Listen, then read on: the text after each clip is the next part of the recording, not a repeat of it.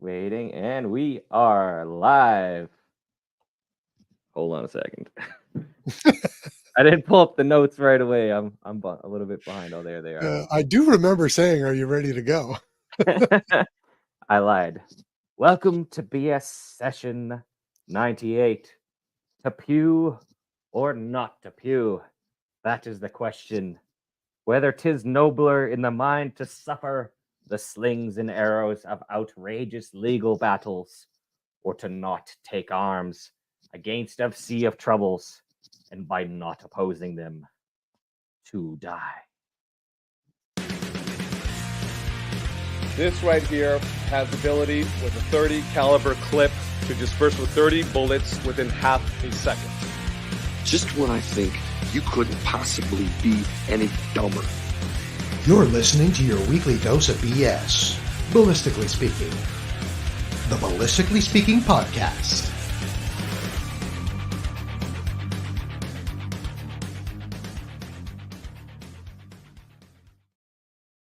Who says this show isn't sophisticated? Yeah, exactly. I just did some Shakespeare right there. Word for word. Yeah, definitely not I wish modified you at had all. a bear skull. That would have been so much better. Could have done your soliloquy from Shakespeare. Mm-hmm.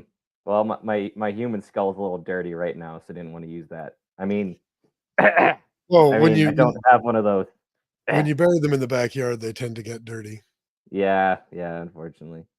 So What is this? Our first comment from Bending. I met Steve-O today. It's like, our condolences.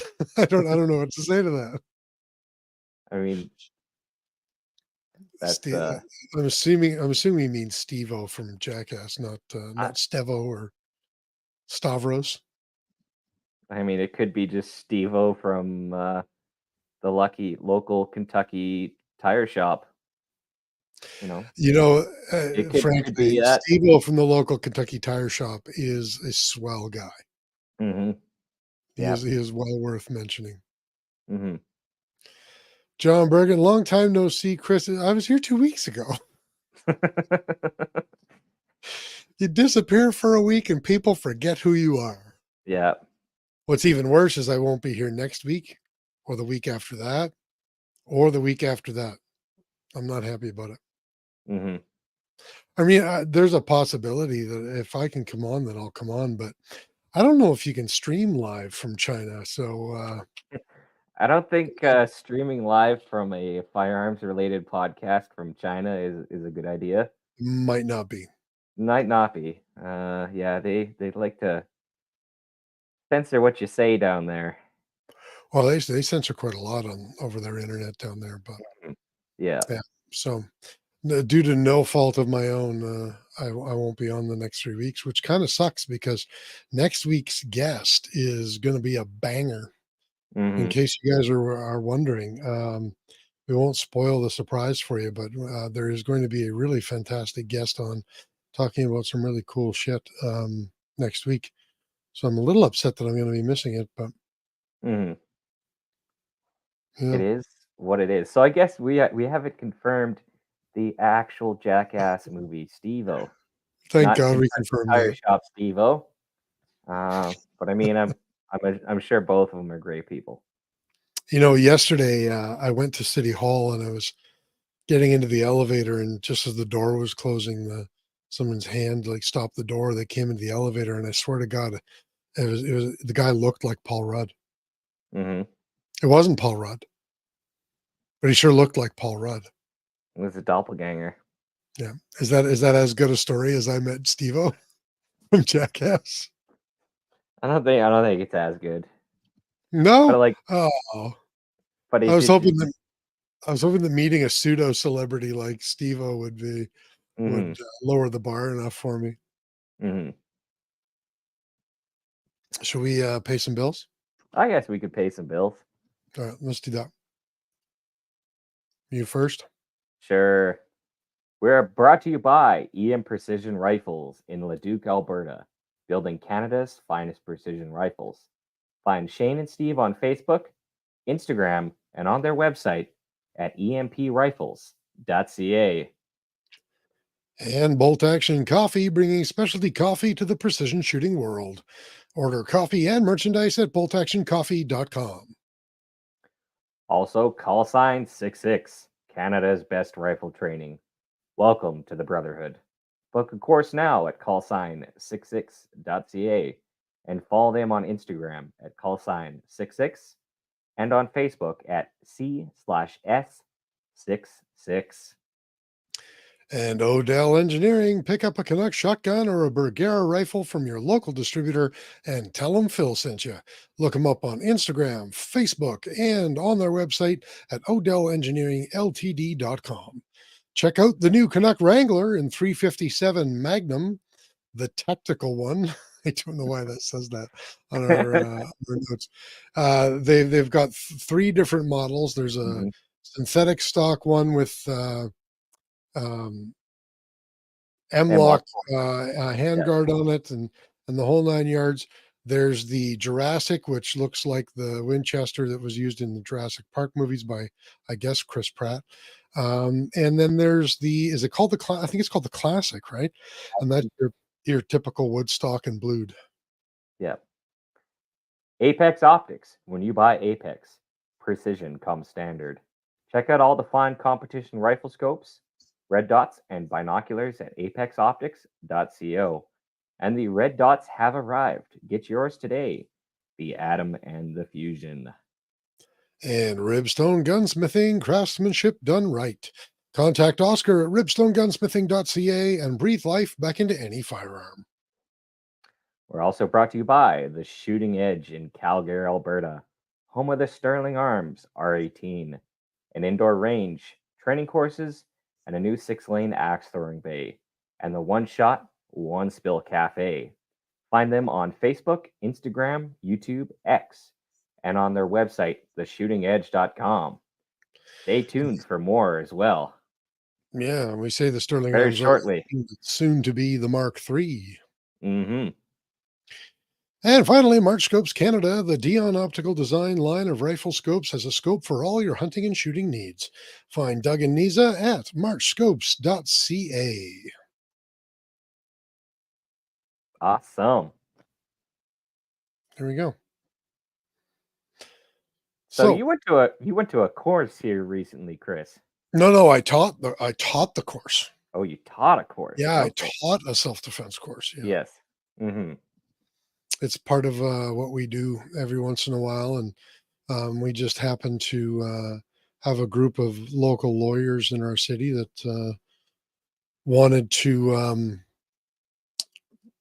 brush up, I suppose, on some of their the self-defense aspects of their potential hazards of their job, and also being downtown and the way that downtown seemed to have, I'm going to use the word progressed because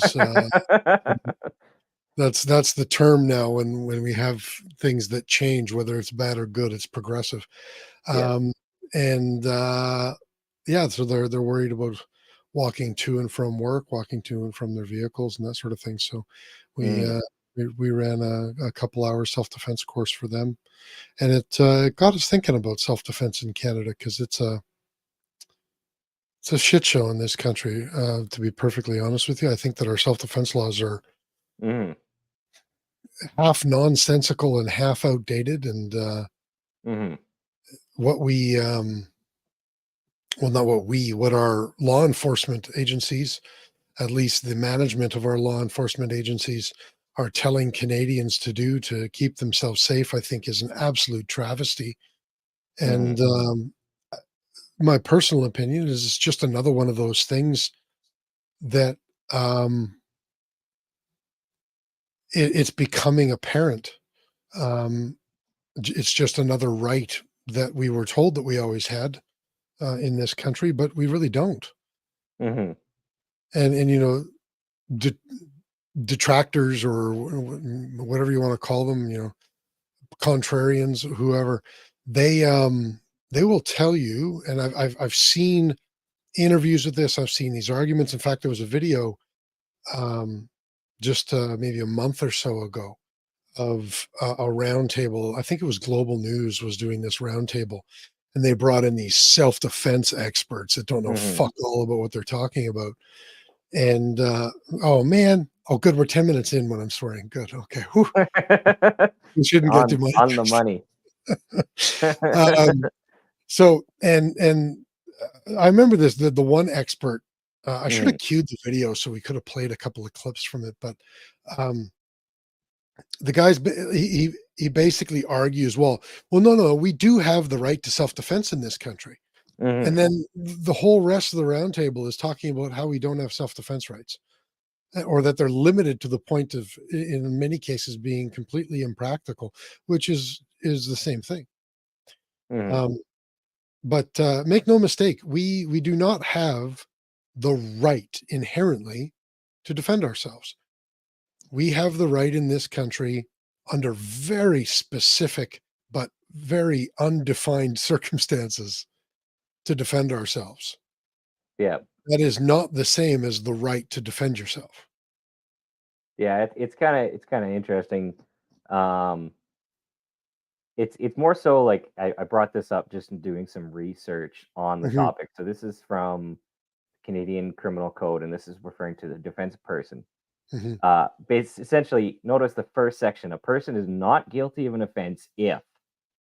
mhm, So essentially, it's not a right. We have essentially a set of rules that will provide an exception to being not guilty of an offense under mhm. other circumstances, which And the would be offense that it's considered. referring to Yeah. is assault.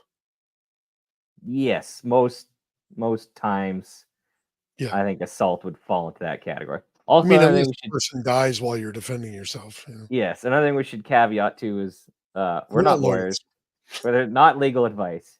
Actually, Yeah. I was thinking about this and, like, this is basically gonna be the equivalent of 2 gorillas trying to figure out how a carburetor works tonight. Well, I'll tell you this, Yeah.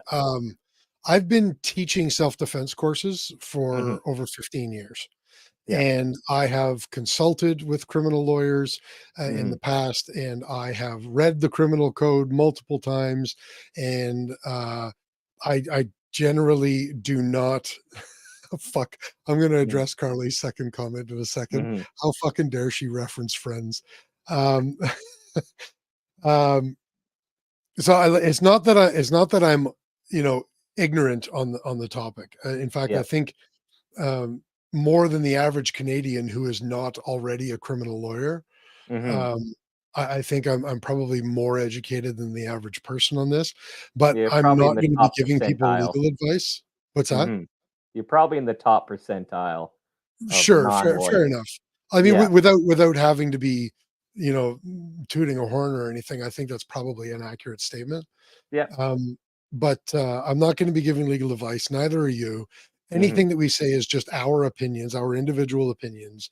And Observations. if anybody has any questions about anything about self-defense in this country, they should consult their own lawyers, just like I did. Mhm. And have we caveated that enough? We I know think lawyer. so. We know do legals. IR mechanic. I am a mechanic.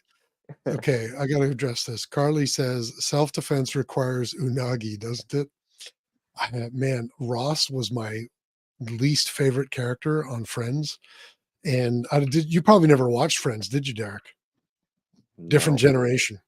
Different generation and even that I type gr- of show I grew in up in the general. '90s, okay, Mhm. and Friends was on right after Seinfeld, and I used to watch Seinfeld because I thought it was funny. So Mhm. I've watched far more than my share of Friends episodes, and that's what she's referring to as a joke that from Ross and the Unagi. God. Okay, let's move on. Yep. So bring that clip back up Yeah, because I want to go I was through about that. to say, I wanted to go back to that. Just give me a quick second because I Yeah. find that's interesting because this again is sourced right from the criminal code. Mhm, So again, emphasis: a person is not guilty of an offense if mhm. A, they believe on reasonable grounds that force is being used against them or another person, or that a threat of force is being made against them or another person. Yeah. Now, I mean, that is probably not the most problematic part Hmm. of our self-defense laws. I mean, it makes sense that Yep. you're acting in self-defense if you act on reasonable grounds and force is being used against you or another person, Yep. um, or Or a that a threat of threat of force. force. Yeah, and this is something that I've been told many times, and has been taught even to me in self defense courses by other people who aren't lawyers, that we often think that you have to wait for them to act first, for them to throw the first punch Hmm. what they is usually the way that it goes, Yep. and that's not necessarily true. You can act on a threat of force if you believe that that force is imminently about to be carried out, and Hmm. that if by not acting you are will be at great risk of grievous bodily harm or death. Yep. If someone's running at you with let's say a knife from 100 yards away, that seems that seems like okay, yeah, there's definitely a threat coming towards me, and then they haven't deviated their path. That Mhm, sounds like a threat of force being made. There's no actual force yet, mhm, but it definitely seems like a threat of force. And maybe mhm. they're yelling at you like I'm gonna get you. That seems like it would be threat of force without actually being force. Can I ask real quick, where did you get this clip from? So this is I will this is I'll send you the link. I'll actually put the link in the description. Okay. This is defense of property. Um oh yeah, defense person. So Section 34. is this straight out of the criminal code then? Yeah, this is basically the criminal code from Can LLI, which seems to be just like a Yeah, um it's a depository of, oh, yeah, look, we got Mike here. we got Mike here. Hey, Mike. Mike is I'll allegedly an expert. I'll hide the brand here for a second, and in the comments Mike's adjusting his camera. I have put the link There we go. in the show notes There we in go. I show made it. comments. What's up, Mike? I We should also could have mention I could put sorry, it in we our should also private chat mention too. to everybody while we're going through this whole thing tonight, talking about self-defense, if you guys have comments or like questions, I mean, we can't guarantee we will be able to answer them or answer them competently. But like, feel free to be part of the conversation tonight, guys, if you want. Well, thanks for joining, Mike. Glad you're here. No problem. So now I probably should have done more preparation Hmm. um, than you did, Hmm. because now I can't quote the section of the criminal code that covers this, but there is a Yep. section that covers um, uh, assault and acting in self defense Hmm. differently than the section that you've got. But let's carry on with Yeah, there is a actually another so that's just the first of the two pictures. yeah. So it Let's go kind of through B breaks and C before you bring it up the other one up, just in Yep, case you were. exactly. Yep. So part B to section 34, the act constitutes the offense is committed for the purpose or defending or protecting themselves or the other person from that threat, from that use of threat of force. Mhm. And then it continues into C, which is probably the most contentious and has its own breakdown. The act is committed is reasonable in the circumstances. Mhm. So there's a number of things problematic with that whole thing, and my opinion, I think the most problematic aspect of this section, at least, Mm. is that it does not mention property whatsoever. Actually, it's interesting. So we can go into factors, which kind of breaks down number C, reasonableness, and what's considered. But there Mhm. actually is a section of the criminal code, There it is. Yeah. section 35, defense of property. Mhm. A person is not guilty of an offense if, again, caveating, basically, again, you're not guilty of something if it is proven to be within these. thresholds in a court of law. Either they believe on reasonable grounds that are peaceful possession of blah blah blah. That one I don't even think I really understand. I'm just going to go straight to B. They Well, believe just they're a second, I'll unreasonable. explain it for you. So basically Sure. what that means is if you believe that you are in the peaceable possession of property, meaning Yep. that you are in proper possession of, like, you have proper possession of the thing, um, or you're acting under the authority of, or you're assisting the person who is in peaceable possession of the property. So basically what that means is if you believe reasonably that the thing is yours, Hmm. or if you are caring for a thing under under the actual owner's authority, Yeah. or if you're lawfully assisting the actual owner of the thing. And this is a problem, is that it's not definitive on what type of property it's talking about. It Hmm. almost sounds like it's talking about um, property in the context of like real estate or land or something like Yeah. that. But from what I understand, it's not supposed to just be talking about that. But it's anyway, it's worded very weirdly and stupidly. Yes. Okay. So I kind of put it this way: in theory, if property is something like a vehicle, say you're helping your neighbor combine, and all of a sudden somebody starts throwing rocks at that combine, Right. you are under authorization of the legal owner because it's like, hey, you're helping your buddy Mike, you know, combine, even though it's not your property. In theory, you could legally defend that property that's not yours Hmm. because you're acting in under the authority of somebody else that it is. Hmm. B, they believe on reasonable grounds that the other person is about to enter, is entering, or has entered the property without being entitled by the law to do so. Uh, Next section is to take the property, is doing so, or has just done so. Or section 3 is about to damage or destroy the property, make it inoperative, or is doing so. C. So basically, if someone's going to enter your shit, take your shit, or break your shit. Hmm. But Yes. again, the problem with that is that it doesn't. Oh, you muted Us, yourself Chris. there.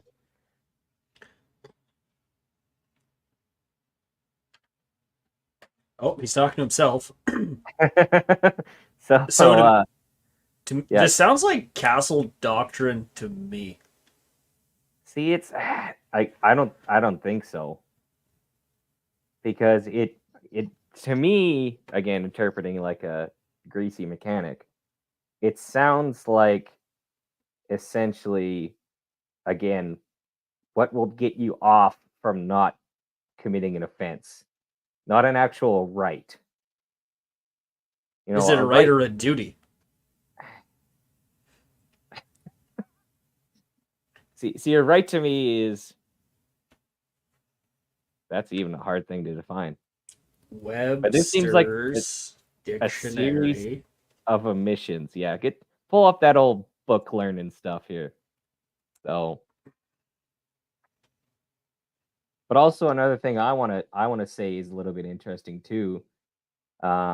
You said you notice that there is about to enter, is about to take property, is about to damage or destroy property.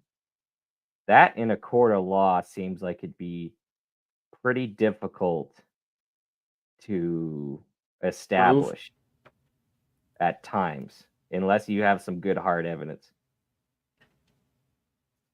Sorry, guys, I'm back. My battery died. Yep. I missed part of what you were saying, but I caught the end of what you're saying. What you just said, I think therein lies the rub with our self-defense laws, is it does not mention in this section that Hmm. any act of self-defense is limited, and it's limited, I think, unreasonably. But for example, if they're about to damage or destroy the property, thankfully there's case law to support the idea that um, it's based on how the quote potential victim, that's not a real quote, but the potential victim Hmm. um, it feels. So it's about how the perpetrator makes you feel. If they Yep. make you feel like if you do not take action, that your property will be damaged or destroyed, or you will come under grievous bodily harm or death or whatever else, then your action in self-defense is justified. However, the extent to which you can act in self-defense, quote, reasonably, is Yep. where the real problem comes with our self-defense laws. Vanya had made the comment, some interesting case law in Canada the last 10, 15 years on self-defense from the prairies in Ontario, to the best of my recollection. And he's absolutely right. I wish I could remember the name of the guy. Um, Basically him and his family's lives were turned upside down because he fired a 22 at people that were trying to jumpstart one of his quads, and he ricocheted a 22 round off the ground and hit one of the criminal pricks in the shin or the leg. Um, and he was charged with assault for that. And more to the point, after spending, I don't know how much it was, like $100,000, whatever it was, the charges were dropped. And then the criminal prick that got hit in the leg sued him civilly on top of it, and was allowed to sue him civilly, and cost him tens of thousands of more dollars defending himself from a civil case, because of the pain and suffering that this criminal asshole um, suffered due to taking a ricochet 22 in the leg. And so the idea there, based on what we're talking about, was that it was deemed excessive for him to fire and in fact, I believe that they called it reckless, to fire a 22 at them to scare them off, despite the fact that they were also armed, despite the fact that he was alone on a rural property with no backup, and there were multiples of them. They considered it excessive and therefore not self-defense. And that's the real problem. Yeah. Well, look at Ian Unfortunately, Thompson too. Ian Thompson. Why do I know that name? That's the guy who they were trying to firebomb his house, and then he fired his pistol in the air and got drugged through the court for like 30 years. That's right. I remember that. And he fired in the air. He didn't even fire at them. He just let one off. He just did a desk pop to scare him off. Yeah. And it was like 3 or 4 years in court, and basically ruined his life. And I mean, someone's trying to firebomb your house. That's the glove should be off, in my opinion. yeah. Well, Let's. I think that's the problem. if we we don't look have. at if we look at that, is about to damage or destroy the property or make it inoperative, or is doing so, I think that falls into the defense of property. So his And issue is that he should have used an M2 flamethrower instead of a restricted firearm. Is that what we're getting at? Well, not to be. yes, I know we're being yes, tongue in exactly, cheek actually. about it. Yeah. I know we're being tongue in cheek, guys, but I think that we're not actually that far off in being tongue in cheek, in that they expect you to go hide in your basement and call 911, or they expect you to calm them or to talk calmly to them. It's almost like the expectation is like from Demolition Man, you know, where they're reading off the prompter, maniac is imminent, requesting advice. Tell maniac to stop. If he doesn't, repeat the words or else. You know, and that's I mean, just that not practical. It's not that realistic. might have worked in like the 60s or the 70s, but not now. I don't even know if it would have worked then. Although, frankly, if you had desk popped, or even if you had fired a 22 into the dirt in front of them, I don't think that you would have been charged in the 60s. No. And Well, that's and also other factors about the perpetrator is the street drugs that we see now are not the ones that existed 50 or 60 years ago. fair point. Yeah. So there is Yeah. that factor. Very fair. Let's finish reading that stuff, and then we'll get to more of these comments, because there's a couple of really good ones in here we should touch on. Okay, so just going back to defense of property, go to C. The act constitutes the offense is committed for the purpose of preventing the other person. Sorry, I should say section or one, preventing the other person from entering the property or removing the person from the property, or two, preventing the other person from taking, damaging, or destroying the property, or from making it inoperative, or retaking the property from the person. And D, again, the most critical one, the act is committed is reasonable in the circumstances. I hate that about Canadian law. As Mhm. long as it's reasonable, then it's okay. Yeah. Well, let's To make who? all of our laws written in black and white as subjective as possible. hmm Does that just make a case for ending squatters' rights in that, technically? The question is in how. And you know, it's just the same old issue. The question is in how. I watched a YouTube series about someone getting a squatter out of their home in California. It was priceless. Oh, really? Oh, Did he yeah, it was. just like loud music all hours of the day? And Yeah, yeah, it was a but that's, beautiful thing. I don't think that, I think But that he if you, live streamed it too. that's kind of funny, actually. I I'll see think if I if can you find it. asked the majority of Canadians, and I really think I'm accurate on this. If you asked Mhm. the majority of Canadians, if somebody is breaking into your home, is it reasonable to do everything that you can to remove that person from your home? Or is it more reasonable to start at the bottom of that force continuum and try to work your way up? I think most Canadians would say it is reasonable when someone's breaking into your home to go right to the most um, the option that is most likely to remove the person from your home immediately with the least risk to you and your family and with the most immediate results. Do you think that I'm wrong about that? No, I think you're close. I think But there that's has not what our laws expect. I yes. you'd almost have to have it like concentric rings of security. Like, okay, I got a sign that says security system company, whatever. Then you got another one, beware of dog. Then you got another one, you got motion lights. You, like triple deadbolt your doors, and when you put in your door latches, don't use the screws I that come with them. Put 3 I inch think deck screws in. I think You know, you're there's talking about things you can do. I think you're talking about the physical barriers to unwanted entry. I think you're talking about the response to That's unwanted part entry. that's part of it though. Well, They can't Mike's, break into your house. Like this is the start of it. Mike is Mhm. absolutely right. Prevention of Mhm. having to act in self-defense is obviously the most desirable result in any case, because even Yes. if you're living in Texas and you have castle defense laws, and you know your intention if somebody breaks into your home is to shoot first and ask questions later, and that's entirely legal because you live in Polk County, Florida. Um, I don't think anybody really wants to shoot and kill another human being. And I think that anybody who says that they do has never He's a seen psychopath. real violence, Mhm. or they're a psychopath. Yeah. Yes. Yeah. Or if they're not a psychopath, they've never seen real violence. Mhm. I think people who have seen real violence just they want to avoid that. So Yeah. I think Mike is correct in that regard. Um, but I don't think that that changes the fact that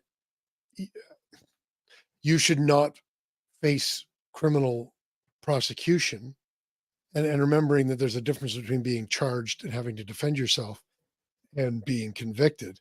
Also understanding that all of the um, black and white law that we've looked at so far, all of it makes the assumption that you've already committed an offense. Yes. Yeah, again, notice that key at the very beginning. Not guilty of an offense if. Yeah. And I If They remember it's Ian they Runkle. put that at the beginning for a reason. Exactly. Yeah. You're guilty before proven innocent. Mhm. And I remember Ian Runkle, I forget which one of his videos it was. I can't even really remember the topic, but I remember him talking about that this is a um this is phenomena in Wow. criminal law, where there are like creative ways that legislation is created in order to essentially remove the statute of being innocent until proven guilty, and you have a reverse onus essentially, and it somehow skirts our civil rights, Mhm. uh, but and that's exactly what they've done here. They've done it. Okay, you've committed assault. There's no such thing as self-defense that will mean like, okay, you're good to go. You won't even be charged, right? It's not like Polk County, Florida, where they say if the guy breaks into your home, we prefer that you shoot him because it saves us paperwork. Don't worry about it. We have self-defense laws that are written in the positive. Yes. Our self-defense laws are written in the negative. You've already committed assault. It's like one of those old 50s infomercials, right? So you've committed assault. Okay, well, here's what you can do. Don't worry. If you committed this assault in self-defense after a lengthy court process and tens of thousands of dollars and having your name and your life dragged through the mud, we'll drop the charges because you acted in self-defense. Hmm. Now, I will say that is the majority. There have been a slim number of cases in which case um, the uh, homeowner or the self defender has not been prosecuted at all. Mhm, And there was a case in Red Deer. It was about 3 years back, and I actually bought a little clip it from here. Um, and this is just a little clip it just to bring people's back memories back. But he was actually not charged at all. mhm. So witnesses reported that the homeowner had arrived home and found the deceased sleeping in the residence. Not the person wasn't deceased, but the person He is will be deceased soon now. deceased. He's deceased now. The confrontation then occurred when the deceased struck the homeowner numerous times with a baseball bat, the police said in a release. During the attack, the homeowner was able to retrieve a firearm and shot the deceased one time. In an interview with CTV Calgary, the resident, who we agreed not to name, described the situation as pretty tough. I don't wish this on anybody. If I were to known that he was in the house, I've never gone in there in a million years, he said. I would have just waited out the front door and called the police again. He said the victim is not known to the family, but was told previously lived at the property or worked for the previous owner. Now, you know why this guy wasn't charged? I'll tell you right now. Because he already lost the fight and already put himself at great risk, and was clubbed with a baseball bat Yeah, he multiple was times injured. Yeah. and had to retreat to retrieve the next best option, which happened Hmm. to be his firearm. Yeah. If he had if the fight had ensued and he had gone straight for the firearm, I guarantee you he would have been charged. Hmm. He had to, like, just as easily as he took a couple clubs to the head, stayed conscious, and got the firearm. It is equally as possible that the outcome in this situation was that the first club to the head knocked him unconscious, and the guy beat him to death on the floor while he was unconscious. Yeah. And in Very order to possible. not be charged, in order for it to be considered self-defense immediately, he had to take the risk of being murdered with a baseball bat. Yeah. And that is absurd. Also, I will say also too, like also it doesn't bring a lot of great deal of detail in some of these cases. Sure. Said he obviously entered his home and found this guy sleeping in his house. Mhm. Now it doesn't say did he notice signs of forced entry. I know this was in a rural area. I think it was by Black Falls, Alberta, so it might have been just left the door open, as many rural owners do. So he may Mhm. not have been prepared to confront someone. Is another thing. He might have just seen somebody sleeping in his room and said, "Holy shit, hey buddy, get the f out of here, take off, eh?" Like any good Canadian would say in that situation. Fuck. Sorry, but you gotta leave, eh? Yeah. I think we need to go back to the World War One Canadian stereotypes instead of like the post Korean War Canadian stereotypes. We can't. They wrote the Geneva Convention specifically for us in Mhm. Poland. Exactly. Yeah. Like the Bob and Doug era changed how people look at Canadians, you know. Mhm. We need to I go back to the wouldn't say it was Passchendaele that. era. What's that? I wouldn't say it was that. It may have something to do with maybe Trudeau's dad and some of his throwing snowballs at statues in Russia when there was no snow. Well, I'm gonna but go I mean, tinfoil hat on that one, but I think it's pretty likely. I'm talking about the take off a that's Mhm. it's only since the 80s. That's Bob and Doug era. Yeah. Should we? So, This is a touchy one. yeah. Carly mentioned it. The Colton Bushy case.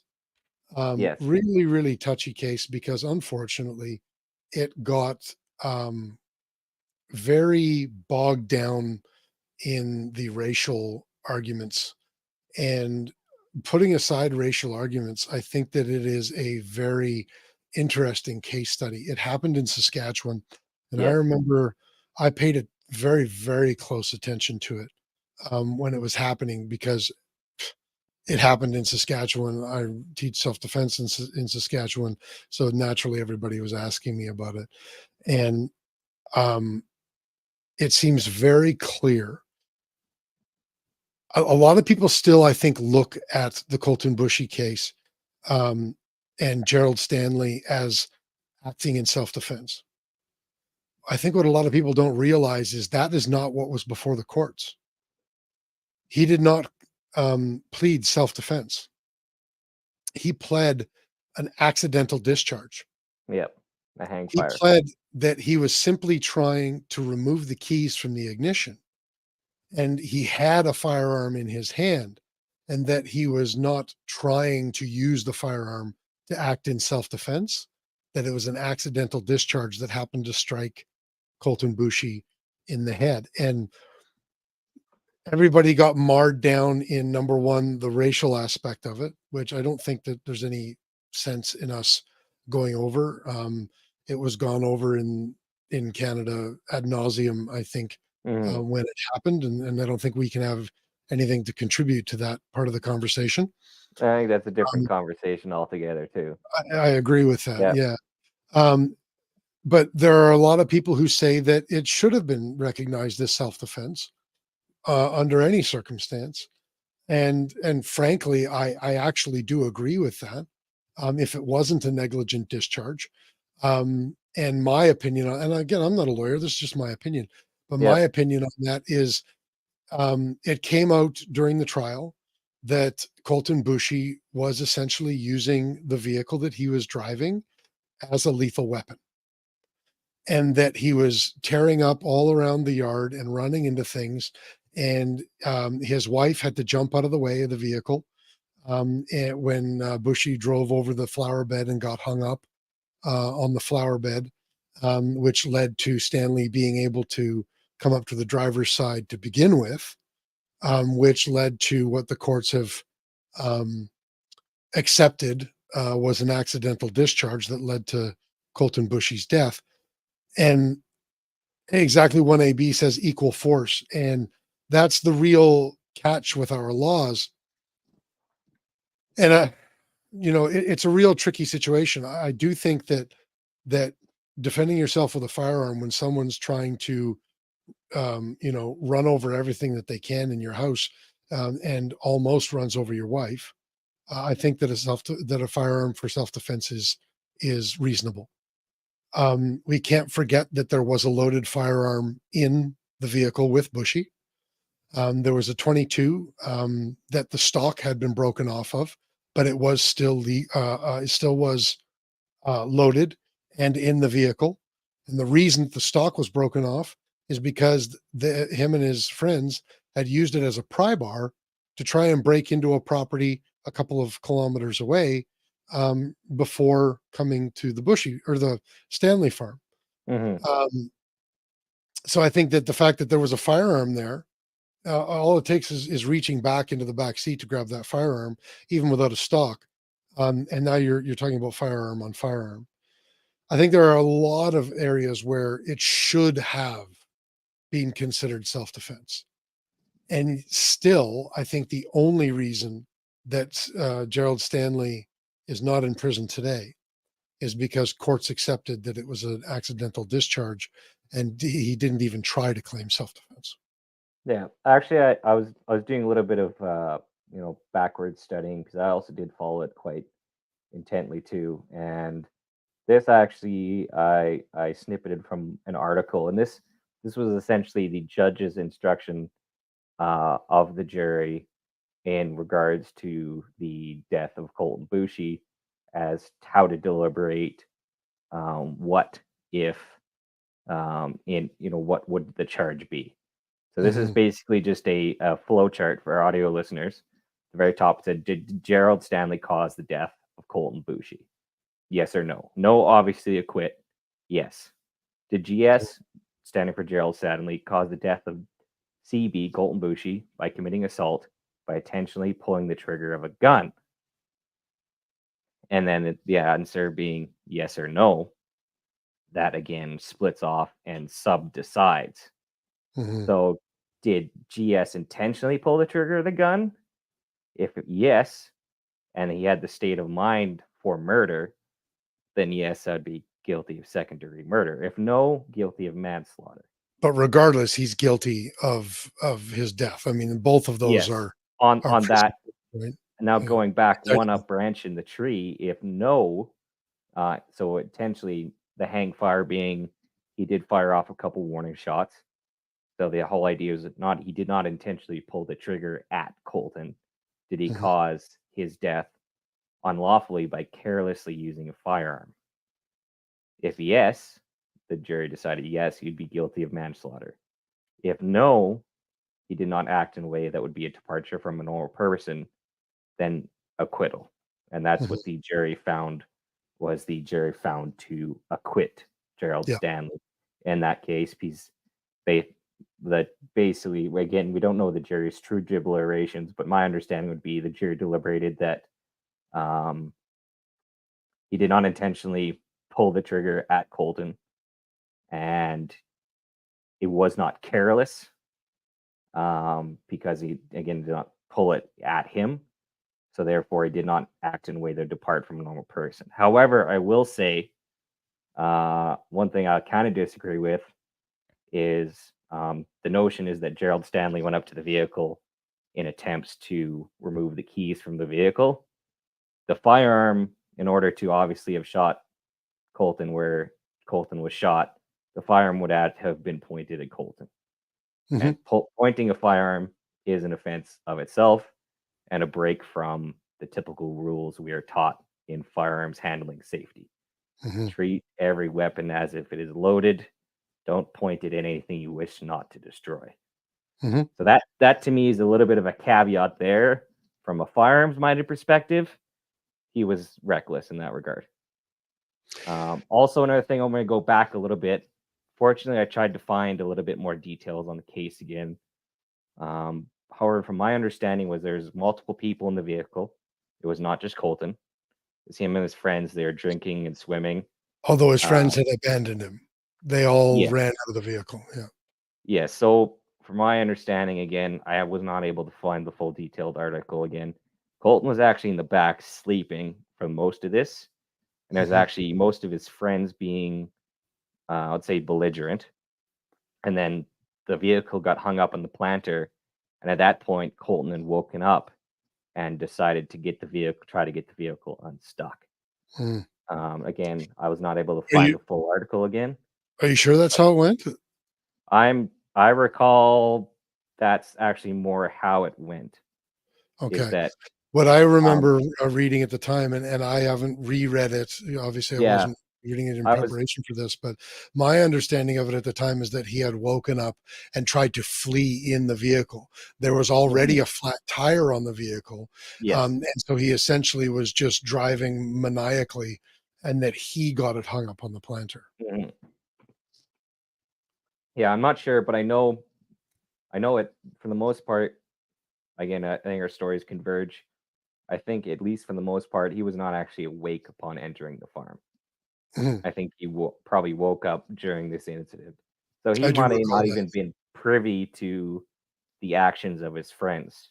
He was kind of unfortunately thrown into a situation, possibly, depending how you want to look at it, where Yeah. all of a sudden he was in a situation maybe that he didn't want to be in. Mhm. So, I'm sure he was in a situation that he didn't want to be in. That seems pretty mhm, clear. So were his friends, which is why they fucked off and abandoned him. mhm. So, But at the same time, Gerald Stanley didn't bring them onto his property, no. you know? And I And mean, also another thing about the Gerald Stanley case is he was acquitted of murder and manslaughter. mhm, But he was, I believe, later charged with improper storage of a firearm. yes, he was. Because that handgun was floating around in the shed, if I Yep, remember correctly. yep. So obviously, which is improper storage of a firearm. Keep But your handgun ironically, in a it's the safe. improper storage of that firearm that made his accidental discharge believable to the jury Hmm. because he was not maintaining it. It was just sitting in his uh, barn, Hmm. um, and he just grabbed it, loaded it, and it was he'd only loaded it with 3 or 5 rounds. To also, like, he didn't fully load the magazine, but it was a restricted firearm that wasn't case locked and trigger Yeah, locked. and also I do believe it wasn't the most reputable firearm to begin with. It was a top. Yeah, It was a Tokarev. yeah, Yeah, it was a Tokarev in a barn. yeah. That had been Not sitting there for God knows how long. not the pride of anybody's collection.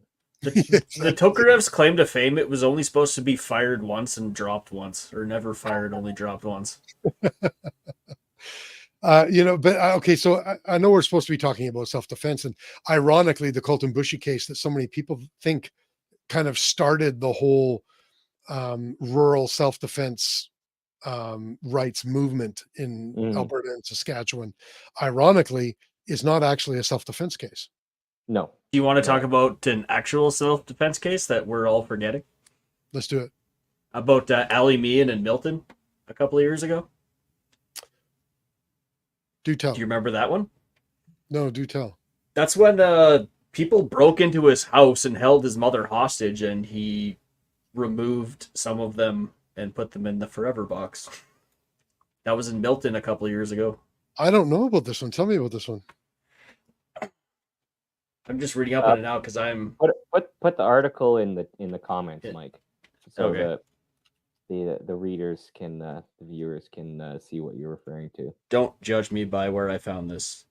But basically, guys broke into his house, from my understanding. Yeah. He dispatched of them, unalived them, He Hmm. unalived them how? with the WK Gen 2, Really? allegedly. Yeah. How did I miss this one? I don't know. But yeah, Okay. charges were eventually dropped, but right when it happened, they were like, yeah, we're charging you. And I Now, believe when the cops even got there, one of the guys was still in the house. Like hiding. Yeah. okay. I hate to pause you there for a second, Mike. Was the unaliving from a bent piston flying towards one of the intruders, or was it an It actual was not. round? Okay. Okay. Good. Just wanted to make sure. It was from the Allegedly, it was a WK act. Gen 2. It was an actual projectile designed to leave the firearm, not part of the gas system. I mean, there's a Gen 3 now. You won't have a problem with it. This is true. Yeah. Check out our video on YouTube about the Gen 3. Mm-hmm. Sorry, go on, Mike. My apologies. Yeah, I'm trying to refresh myself right now. That's the gist of the situation. How But they were long holding did his this happen? uh not that long ago. Hmm. Like 2021, I want to say. 2020. God, how did I miss that? I don't know. Okay, carry on. That's pretty much it. I remembered it happened. So 3 guys broke into his house. He unalived 2 of them with a Gen 2 and kept the other one essentially No, the covered. other one was hiding in his house. Yeah, that's what I mean. He kept the other one covered, Yeah. Mhm. hunkered down until the police arrived. Interesting. Essentially. Hmm. And he was cleared of all charges. But the fact that you had to go in and basically say no, those three guys were definitely in the right. Like that's Well, that's where we go back to the problem with the ways our laws being written in the negative, and that's why you catch charges, because the police are like, well, he committed assault, so we're obligated to charge him. If he was acting in self defense, that'll come out in court. yeah. I think that I think that it is an indictment of our policing and legal system that that's how it works, and that we're okay with it working that way, frankly, given what it takes to plead self-defense. Not only the emotional toll, but the financial toll.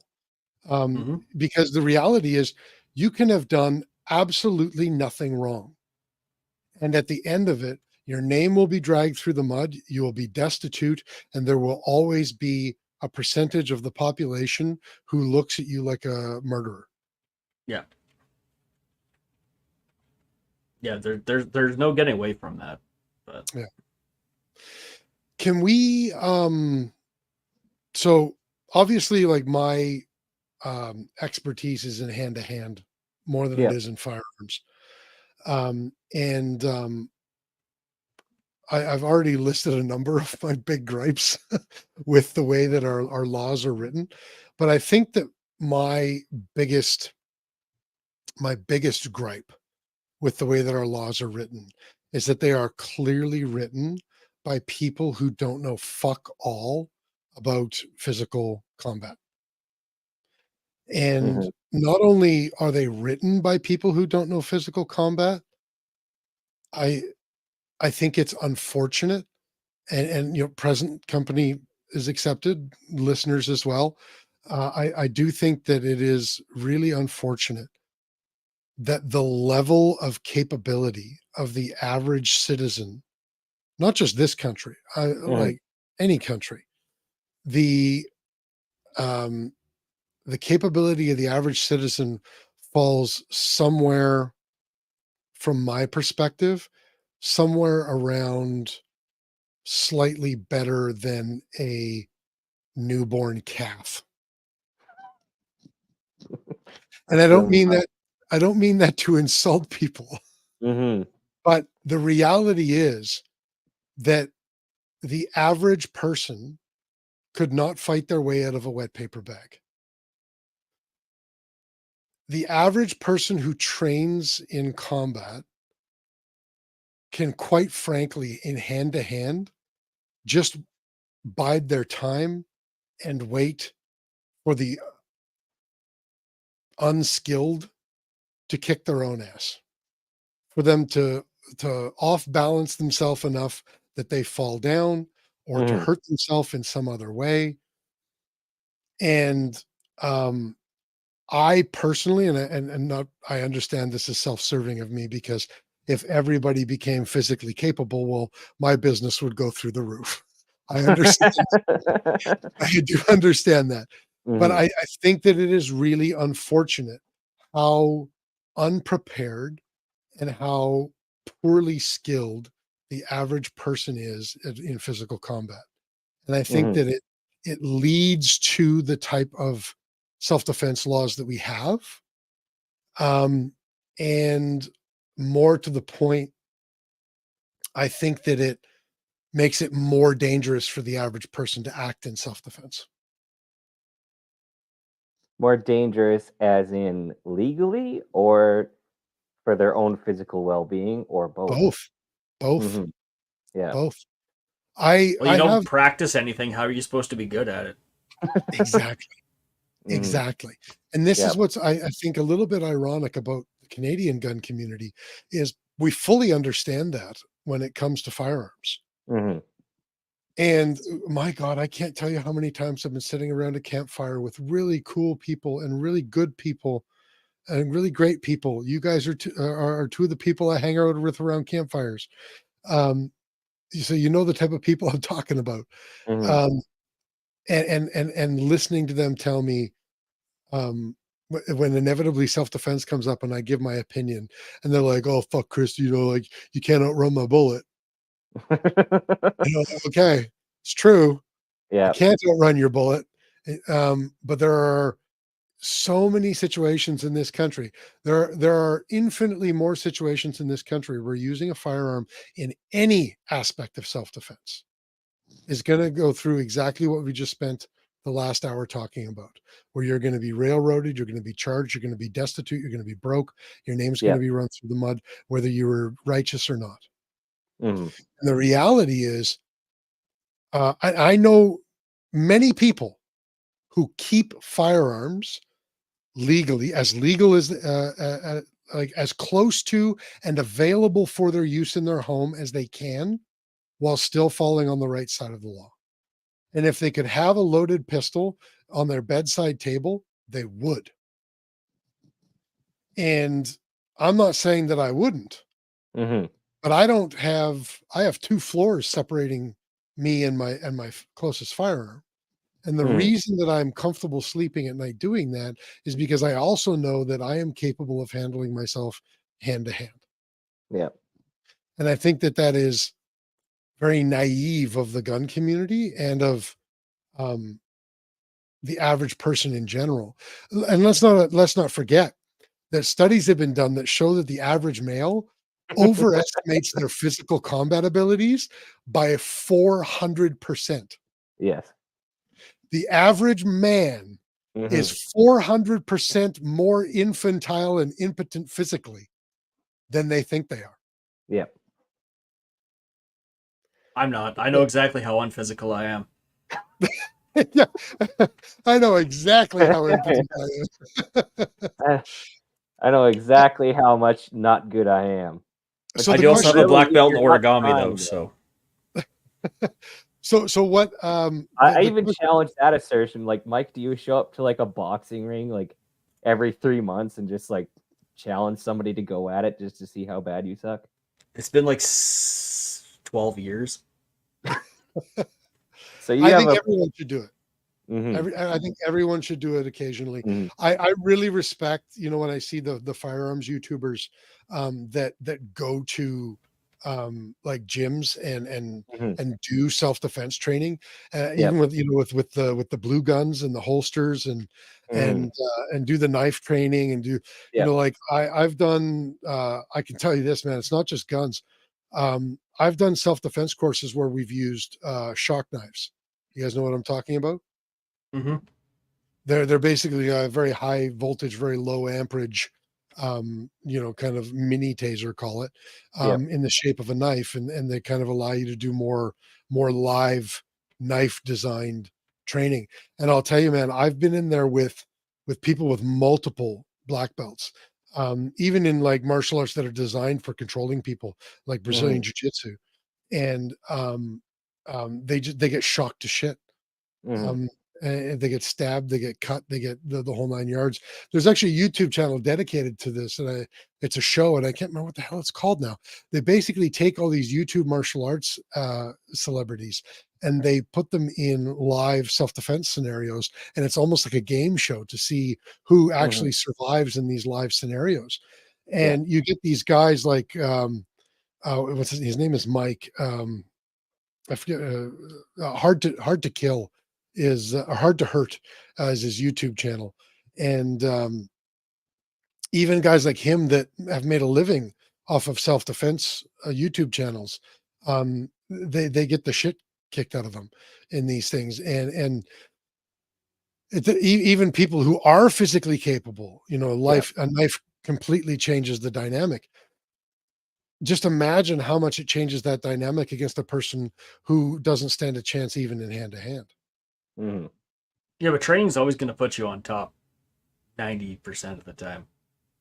But at the same time, it also teaches you how dangerous it is to think that you know what you're doing. You know what I mean? Yeah, it's kind of like being too dumb to know that you don't know. Yeah. Oh, the Dunning-Kruger effect is no more apparent in anywhere than in combat physical combat. You know, like martial artists, it's kind of funny. I hang around all these martial artists and they love to talk about, you know, people who are untrained, the guys that wear the affliction shirts and the UFC shirts. And like, I train UFC, bro, you know, and they make fun of these guys and they're always making fun of like, yeah, exactly. Always making fun of the phrase, you know, like, I don't need to train because, you know, when I get mad, I see red and bodies just start dropping. You know, like, and this is part of that Dunning-Kruger effect that That's I'm their own body. 400%. Exactly. I'm 400% more useless than I think I am. But these are also the same people that like they only train Brazilian Jiu-Jitsu and only in a sport context. And so other people make fun of them because what are you going to do? Drop to the ground and butt scoot towards them and say, like the Simpsons. You remember when the Simpsons made fun of that?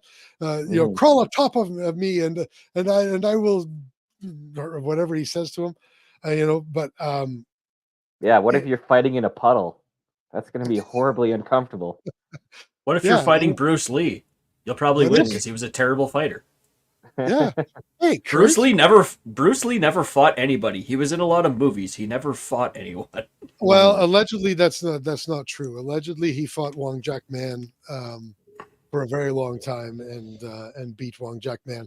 Also, allegedly on the movie sets, people were challenging him to fights all the time, and allegedly he was fighting them all the time. But none of that has ever been substantiated. It's something like UFC, bring him out. Okay, we all watched it. 30,000 other people watched it. Because we all know how that game of telephone works. Yeah. Sounds like the legend of Rooster. The legend of always Rooster. fighting. Oh, wait. Were you listening to the show before you came on? I was not, no. Okay, then I'm going to follow up your comment with, when I get mad, I see red and bodies just start dropping, bro. Okay, I'm going to address this question from 1AB, not because I really wanted to, but because it kind of allows me to make another point. So he asked the question. First of all, he called me sensei. I'm not a sensei, but I appreciate it. He asked what martial arts I teach. So in my school, we teach Kenpo karate, we teach Muay Thai, which is a Thai style of kickboxing, and we teach Brazilian Jiu-Jitsu. I have a black belt in Kenpo karate. I have what would be a black belt equivalent in Muay Thai, and I have a brown belt in Jiu-Jitsu, which is the belt right before black belt. And the reason that I say that, I have 3 different black belts in 3 different martial arts, plus I've studied Krav Maga for half a decade. And you had me at Kenpo. What's the most useful out of all of those? You gotta pick one that's the most useful. For self-defense? I don't think any of them are useful in isolation. I think for an absolute beginner who's not going to dedicate a lifetime of training, Krav Maga. I think if you have to choose an individual one, the most useful would probably be Brazilian Jiu-Jitsu, but you have to train Brazilian Jiu-Jitsu in a self-defense context. You can't just do it in a sport context and think that you know what you're doing. But I think that a variety, there's no singular martial art that covers self-defense. There just isn't. I think that modern Muay Thai, not the stuff that's lost in tradition, and Brazilian Jiu-Jitsu, because it's inherently not lost in tradition, are probably 2 of the most effective things to train in if you're looking for self-defense. And as a beginner, I think Krav Maga will give you the most tools in the least amount of time that will work in the greatest amount of situations without dedicating, years and decades to training. But the reason that I was answering that question was only to say that with all of the experience that I have with training martial arts since I was 5 years old, the last thing that I want to do is to get into a street fight. I am deathly afraid of getting into a street fight.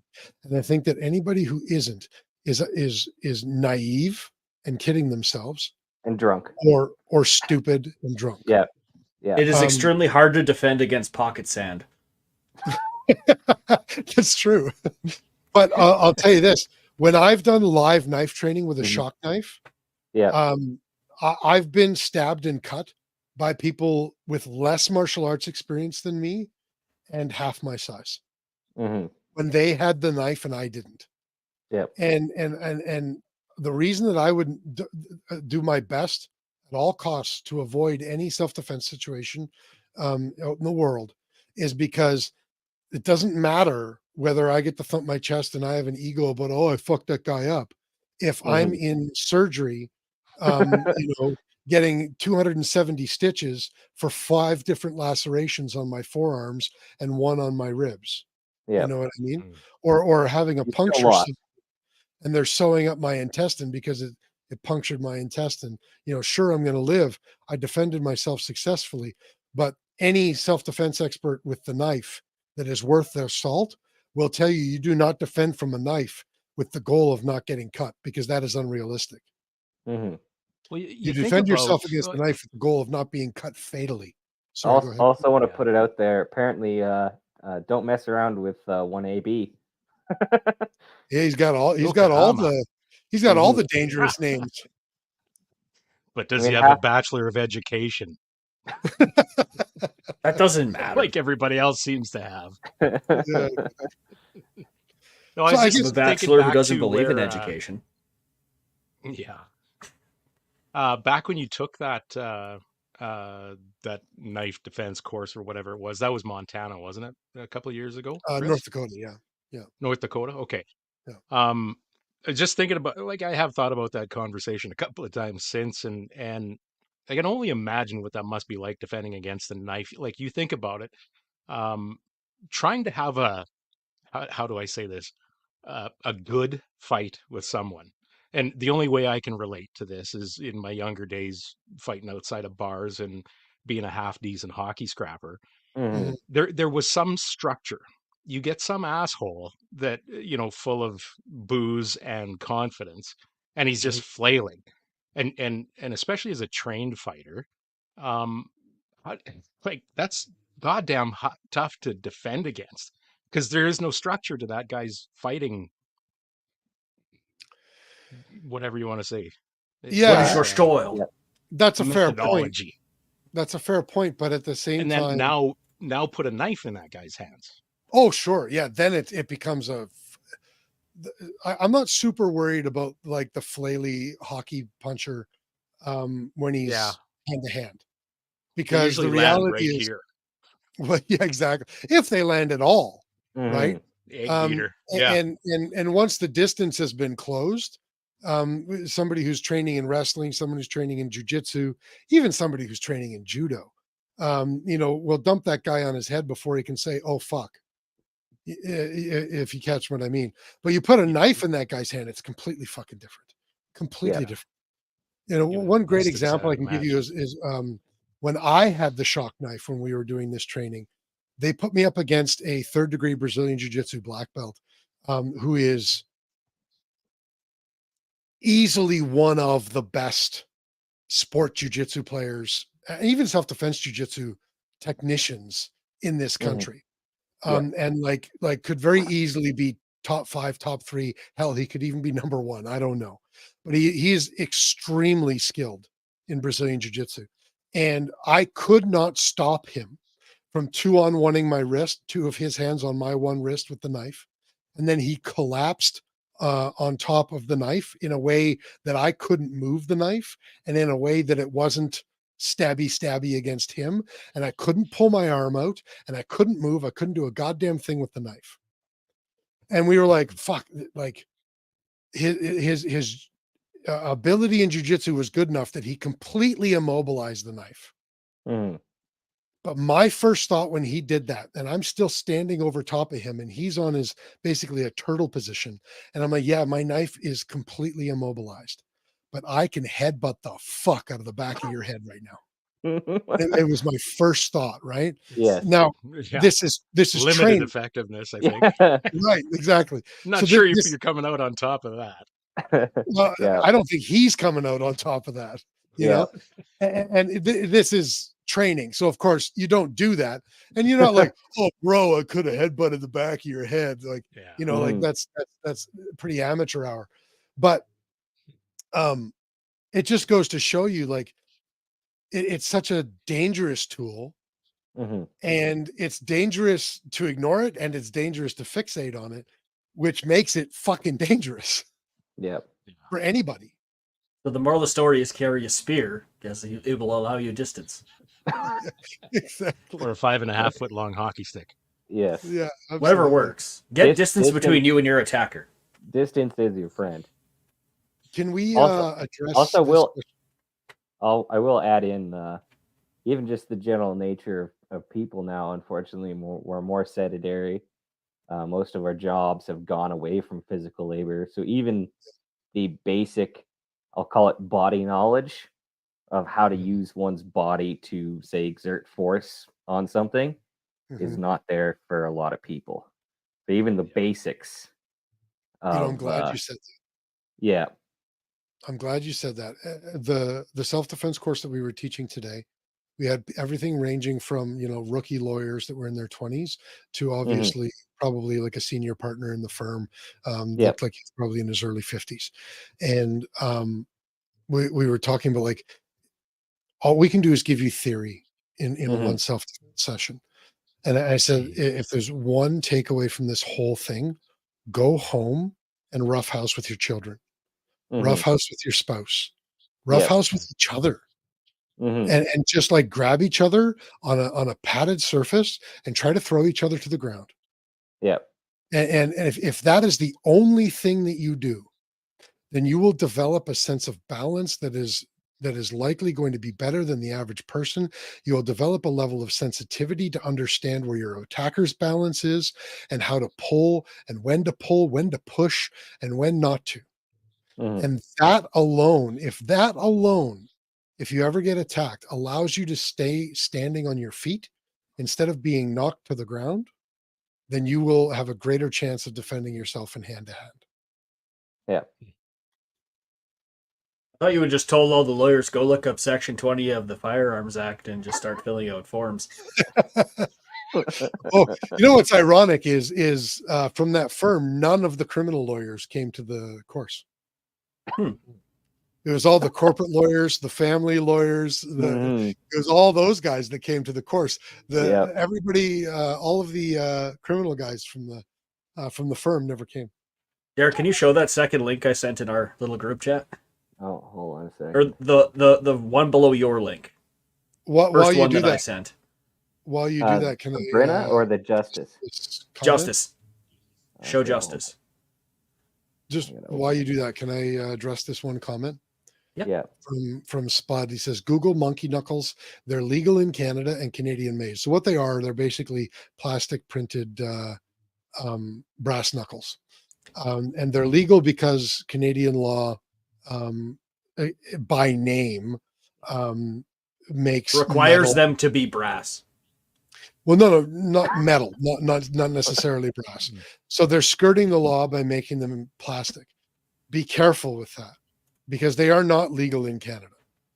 They are legal to carry. They are illegal to own, unlike their metal counterparts.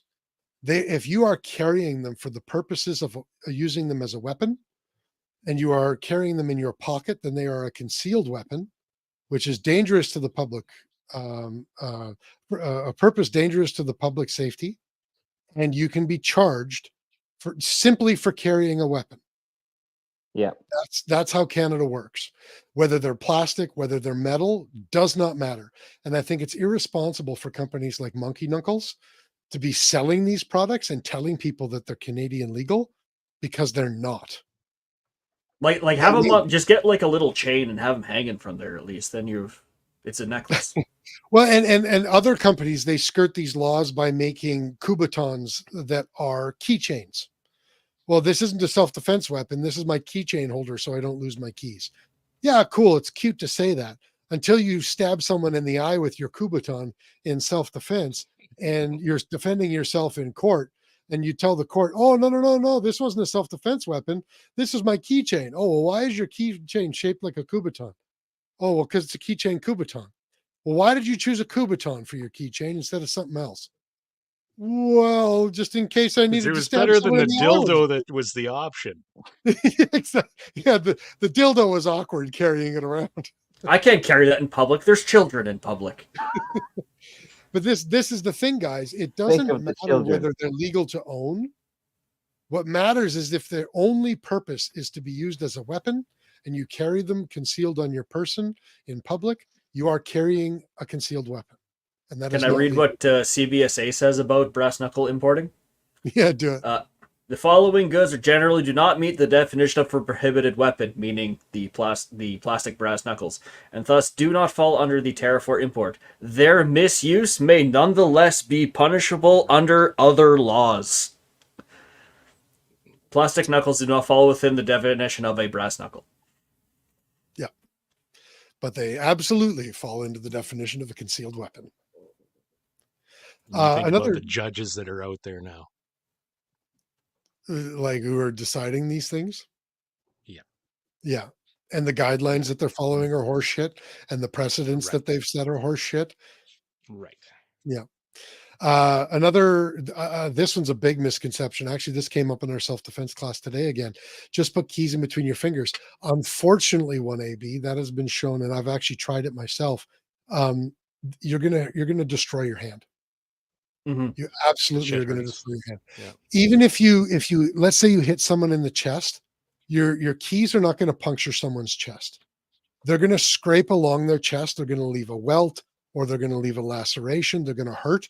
But what's also going to happen is that key is going to collapse right into the soft part. I'm looking at myself. I'm not going on the camera. Into the soft part of your hand, and you're going to hurt the fuck out of your hand. Not to mention that when you make contact, the key is going to collapse and twist inside of your fingers, and it's going to further damage your hand. And then you're not going to be able to punch at all. Yeah. About that. If it How about doesn't that break the web bones in your between hand. the fingers. Yeah. Yeah. I don't know. If you want to give someone like little short, rapid punches, and you want to do it in a soft part of the body, and you have the technical ability to do that, then I completely agree. Using your keys would be fine. You know, if you want to like give someone a soft punch to the cheek and have let the keys cut them in the cheek and really hurt or whatever. Number one, there's no guarantee that's going to stop them. But number two, most people don't know how to punch with that level of control. Yeah, that's fair. Now, interestingly enough, there is actually a select class of people that are actually allowed to carry a handgun. These for the- privileged motherfuckers. Yes. So Yeah, it's- anyone with an RPAL, according to this. What? Yeah. An individual who holds a license authorizing the individual to possess restricted firearms and handguns referred to in Section 12.6.1, pre-December 1st, 1998 handguns, may be authorized to possess a particular restricted firearm or handgun at a place other than with which it is authorized to be possessed if the individual needs it for the particular restricted firearm or handgun to protect life, the individual of that or others, or use in connection with his or her lawful profession or occupation. But now notice two things about that. Be Number reading. one, may be authorized. Yeah. Yeah. Completely at the subjective. Number Wide two, open. that's pre-February 1995. No, it's handguns. That's basically 12 carrying sixes. pre-95 handguns. Yeah. That's interesting. But there's There still you go. the may be authorized to possess. Yeah, there's still there's the government's still offering. So this is going into the ATC domain. So again, for example, Part B to 20 for use in connection with his or her lawful profession or occupation. Thing that comes to mind to me is say like security personnel for like an armored car. Trappers, helicopter pilots in remote areas. That's B. But Sheriff A, at the courthouse. law enforcement personnel, law enforcement are exempt. They have yeah. their own thing. but protect the life of that individual or other individuals. That could be security details, say for Close the quarters prime protection. minister. That's Yeah. not Nope, Again, that's and this under is- law enforcement. This is for random ass individuals like a judge is- or a doctor that needs to be strapped. again. Well, you're that both has- right. You're both right, because it would also be for private security firms that are doing CQP on Yes. high value assets and stuff like that. Because there was always the famous story of there was two last time anybody asked of A. Mhm. What do you mean the last time anybody asked of A? There was someone filed an ATIP a couple of years ago, and they're like, "How many people actually Oh, have a restricted to protect their own life?" And the answer was like mhm. 2 or 3. Yeah. Yeah, that Yeah. was who is it? That Again, guy who's doing those A tips. He just died recently, didn't he? Yes, I know who you're talking about. I don't remember I'm the just name. trying to remember his name. What a fucking travesty that was. Like that guy was a guy that guy has a was an whole unsung website. hero. Yeah. Yeah. There's not many people in Canada that have the time and ability to do that stuff. So apparently that's 1AB as well. So definitely do not mess around with Dennis Young. 1AB. Thank you, Hey. 1AB. Dennis, yeah, thanks, 1AB. Yeah. Yeah, Dennis R. Young. Can we address this elephant in the room? John Bergen says we all need to go back to carrying the old biker chain wallet with a handful of coins in the wallet. It'd be a shame if you accidentally swung that wallet and hit someone. I do not disagree actually at all with I what do. he's saying, except that none of us need to go back to those fucking 90s rave days with the fucking parachute jeans and the biker chain wallet.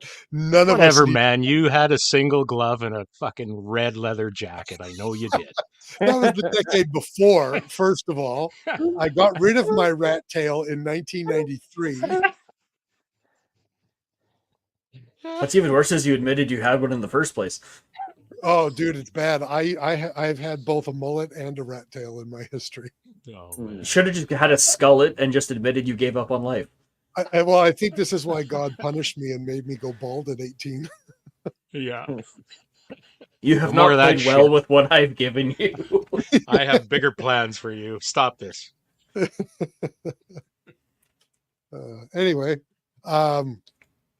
Christ, we've really hit a lot of points here. What are we missing? I in want to go such a- backwards actually a little bit. So previously, like Rooster and Mike weren't here, but basically we went through defensive person and defensive property. Turn your Go mic back up to just a little bit, by the way, Derek, okay. or bring it a little closer. Yeah, I'll just get a little bit closer. Okay. So basically, earlier went through the defensive person. So what I really want to highlight is C. The act is committed in reasonable circumstances, and Yeah. the next part of the criminal code is What the fuck does that mean? factors. Mhm. Factors in determining whether the act committed is reasonable in the circumstances. The court shall. I can't read it because it's blocked out by the logo. Yes, folks, make sure you have your checklist printed out and with you at all times so you can assess properly the current circumstance before getting into an altercation. Yeah. Yes.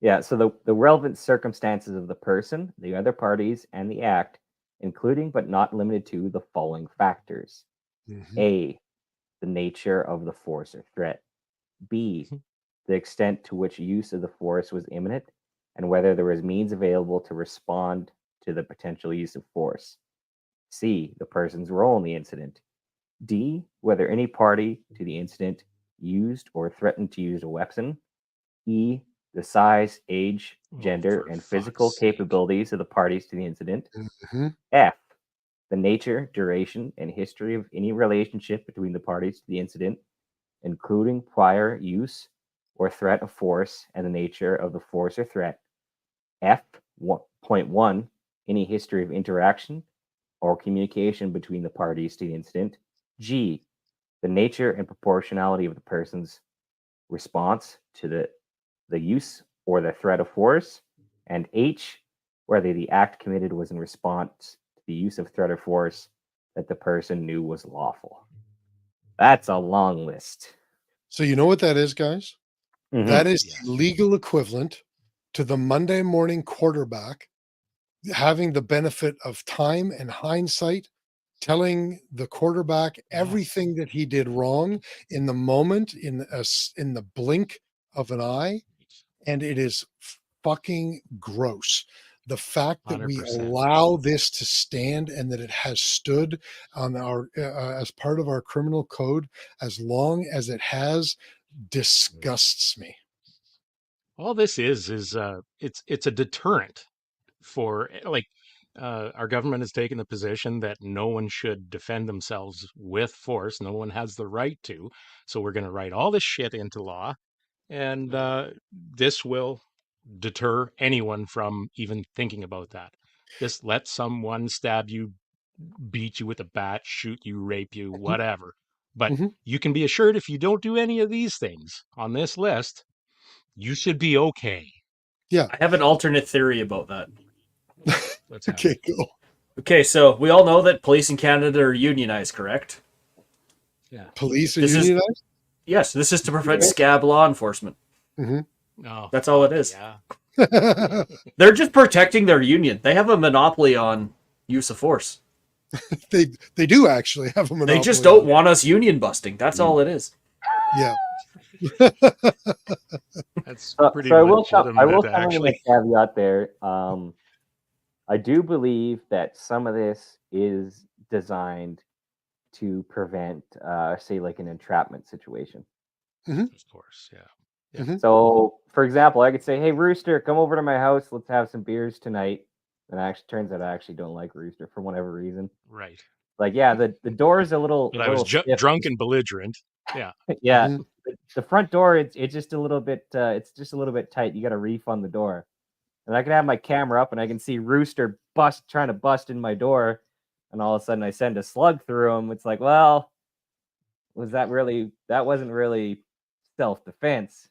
Okay. Because I can make it set up, be like, oh, all of a sudden this That's drunk more of Rooster a there modern context. I think these laws were written tried to before. bust in my door, and so I shot a slug through him, but I invited him over and I set up the situation. But here's how ineffective.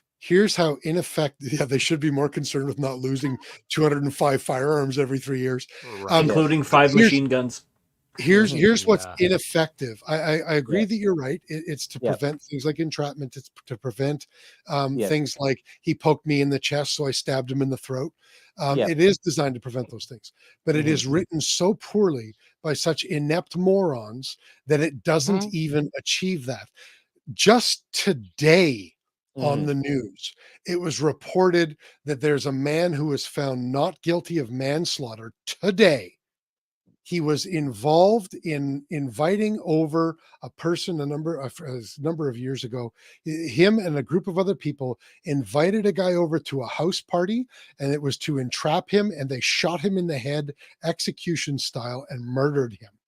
And one of the guys who was involved in that was just found not guilty of manslaughter today because he didn't pull the trigger. So the way that the law is written is clearly not even preventing that. Bravo, Canada. Bravo, Canada.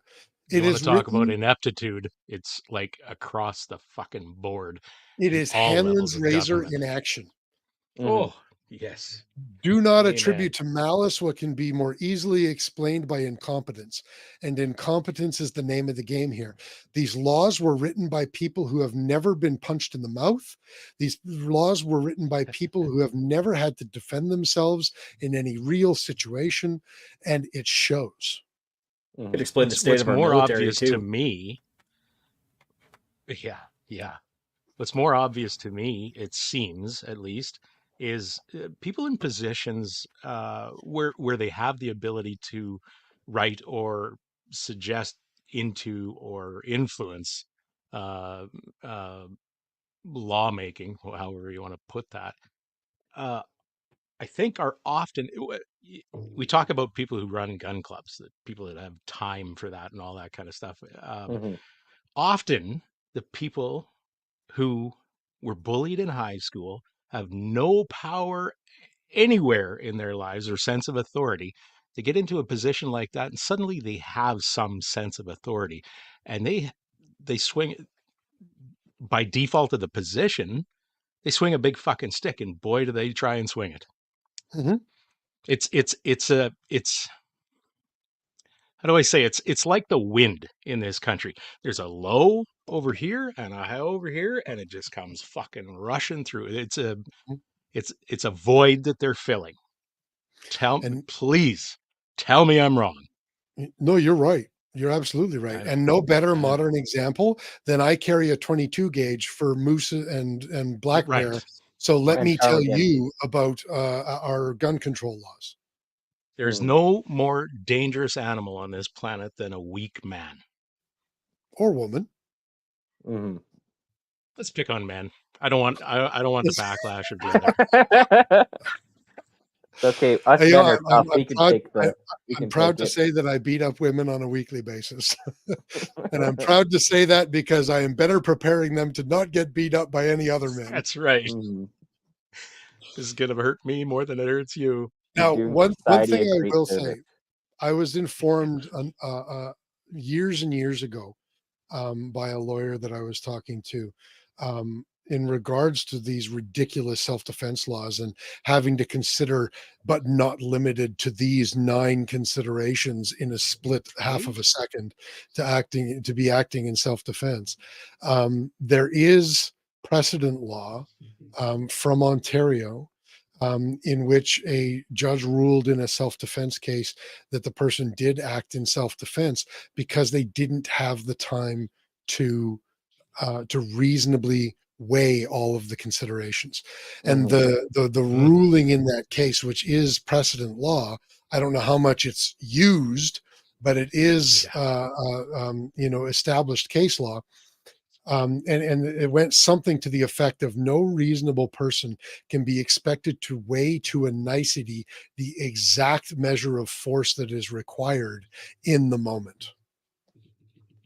And if there is one silver lining to all of our self-defense discussions this evening, it would be that Also, somewhere. to, Go to ahead. kind of follow up on that note, the case that Mike was referring to, the Milton self-defense case, I've brought it up a snippet from the article here.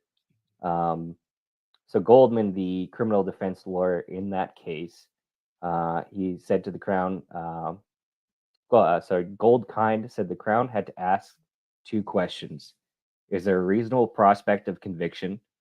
And is it in the public interest to proceed? Those questions must be applied against the facts of the case, he added. Under the criminal code, Goldkind said a person is not guilty of an offense.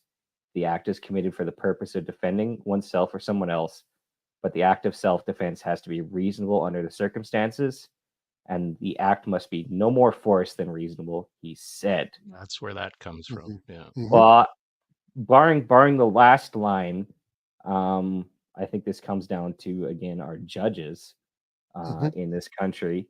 Is it in the public interest to proceed with a conviction? I mean, You obviously, know, this I've yeah. guy's mother was being threatened by these intruders, and he dispatched them. I don't think it benefits society to convict the guy that protected his mother in that situation. I do Mhm. not like So, the idea of putting my fate in the hands of general society, mhm. knowing that Well, it voted Trudeau in 3 fucking times. and that is actually, I think, really unfortunate too, because Mm, a judge may be qualified to rule based on the law, but the mhm. law is written so as to be subjective to Yeah, reasonableness very so much. often in this country. And Yeah. Yeah. reasonableness, to determine reasonableness in any specific situation, requires you to be familiar with the situation. And I would put money that there is probably not a single judge in this entire country who knows fuck all about the dynamics of a Right. physical confrontation. Yeah. Mhm. Yeah. You know something I've always wondered too, so similar to that line of thinking, I guess, is how much appetite do you suppose there is for defense lawyers in this country to really get down and dirty into the minutia and shit of law to defend someone who had to dispatch someone or beat the hell out of somebody because somebody was beating the hell out of him. Mm, Because we don't have this happen a great deal in Canada, at least that's publicized anyway, mhm, where there's lawyers are a dime a dozen down in the States and they handle this type of stuff all the time and they will go to bat for the defendant. I wonder in Canada if there's even a, a small group of lawyers that will actually uh, get right into it for their defendant. Well, I think the answer to that question, all we have to do is like look around ourselves locally. Every single person who can afford him hires Mark Brayford. Is it Brayford? Yeah. Right. Yep. He is the criminal defense lawyer in this city, in this Yeah. province, as far as I know. You Right. look to Alberta. Okay, you've got Ian Runkle, but he also specializes in firearms defense. He's a Mhm. criminal defense lawyer. I'm sure he does a lot of that as well. It'd be great to ask him that. But I mean, um, we've just named like two people across two provinces that people are really Right. aware of. I'm certain that there are more. Mm-hmm. And Yeah. every lawyer has a duty to represent their client to the best of their ability. But I guess the question you're Yeah. really asking is what is the average ability? Yeah. Because like Ian Runkle is a superhuman being by my calculation, and I'd love to buy the man a drink someday. But I dare say that Ian Runkle couldn't fight his way out of a wet paper bag. Yeah. So Well, there's a you know, yeah. There's a I'm couple We of sure don't he could know things shoot that the his way for way I out of sure, see it. it. but Yeah. There's the ability, Chris, and then there's the appetite to do something like that, knowing full well that none of these cases, or extreme few of these self-defense cases in Canada, actually fucking get anywhere. So what is the point in me really stressing my life and doing hard work to defend this guy? Because cases, many cases before this one, uh, turned out the same result, where no, sorry, you're going to jail, or whatever whatever Hopefully, your happens. lawyer has the right type of ego. Yeah. That's the problem. That's Yeah, the well, yeah, that's the tricky part. Is you want the exact right flavor and recipe of ego. yeah. Well, that's the thing. Your Yeah. life is in somebody else's hands at that point, and Hmm. there's no way around it, and there's no two ways about it. Yep, yep, very right. I don't like that idea. Oh shit, Not neither do one I. bit. Yeah, Ed Burlew. Yeah, In Ontario. we've named Yeah, three fire people relief. across three provinces, one of which is the most populous province in the country. All right. Although there's The others in Ontario. What's his name? Angular looking fellow with the beard. He's angular always looking. testifying in front of not Congress. I almost said Congress. Solomon Friedman. Friedman. Right. Yes. Yeah. Yeah, Yep. yeah. Like Ontario's got a couple of them, but I'm sure there's more. Like we're not experts in. I'm sure, Mhm. but no, it's for sure. with Yeah, Yeah. with the amount of Thankfully. cases that or at least high profile cases, the ones that get out there for public consumption. Um, I don't think there's a hell of a lot of self defense cases that are actually won in this country. certainly not enough. Mhm. Certainly No, not enough. But by the same token, the average person misunderstands our self-defense laws so dramatically that that's there right. are, I think, a lot of legitimate situations where the person may have wanted to act in self-defense, but they didn't. Yeah. This is an I think there's an interesting art. one, Jonathan. Go ahead. Jonathan Bergen's asking what happened to the guy that killed one of the farm thieves in Saskatchewan. That was Is he Gerald referring? Stanley. Yeah, we talked about him earlier. Oh, you did? Okay. Yeah, Yeah. he was acquitted, but he was also found guilty of firearms offenses. Yeah. And what happened to his life afterwards? I actually He don't still know. got he still got harassed like fucking crazy, Oh and yeah. Hmm. like naturally uh his financially ruined, Hmm. and I believe they moved away. Hmm. I Yeah. Would did not hear that blame they them. moved away. Yeah. Yep. Yeah. Yep. Because all of that shit eggs fucking friends and family knew precisely where they lived. And Yeah. can you imagine?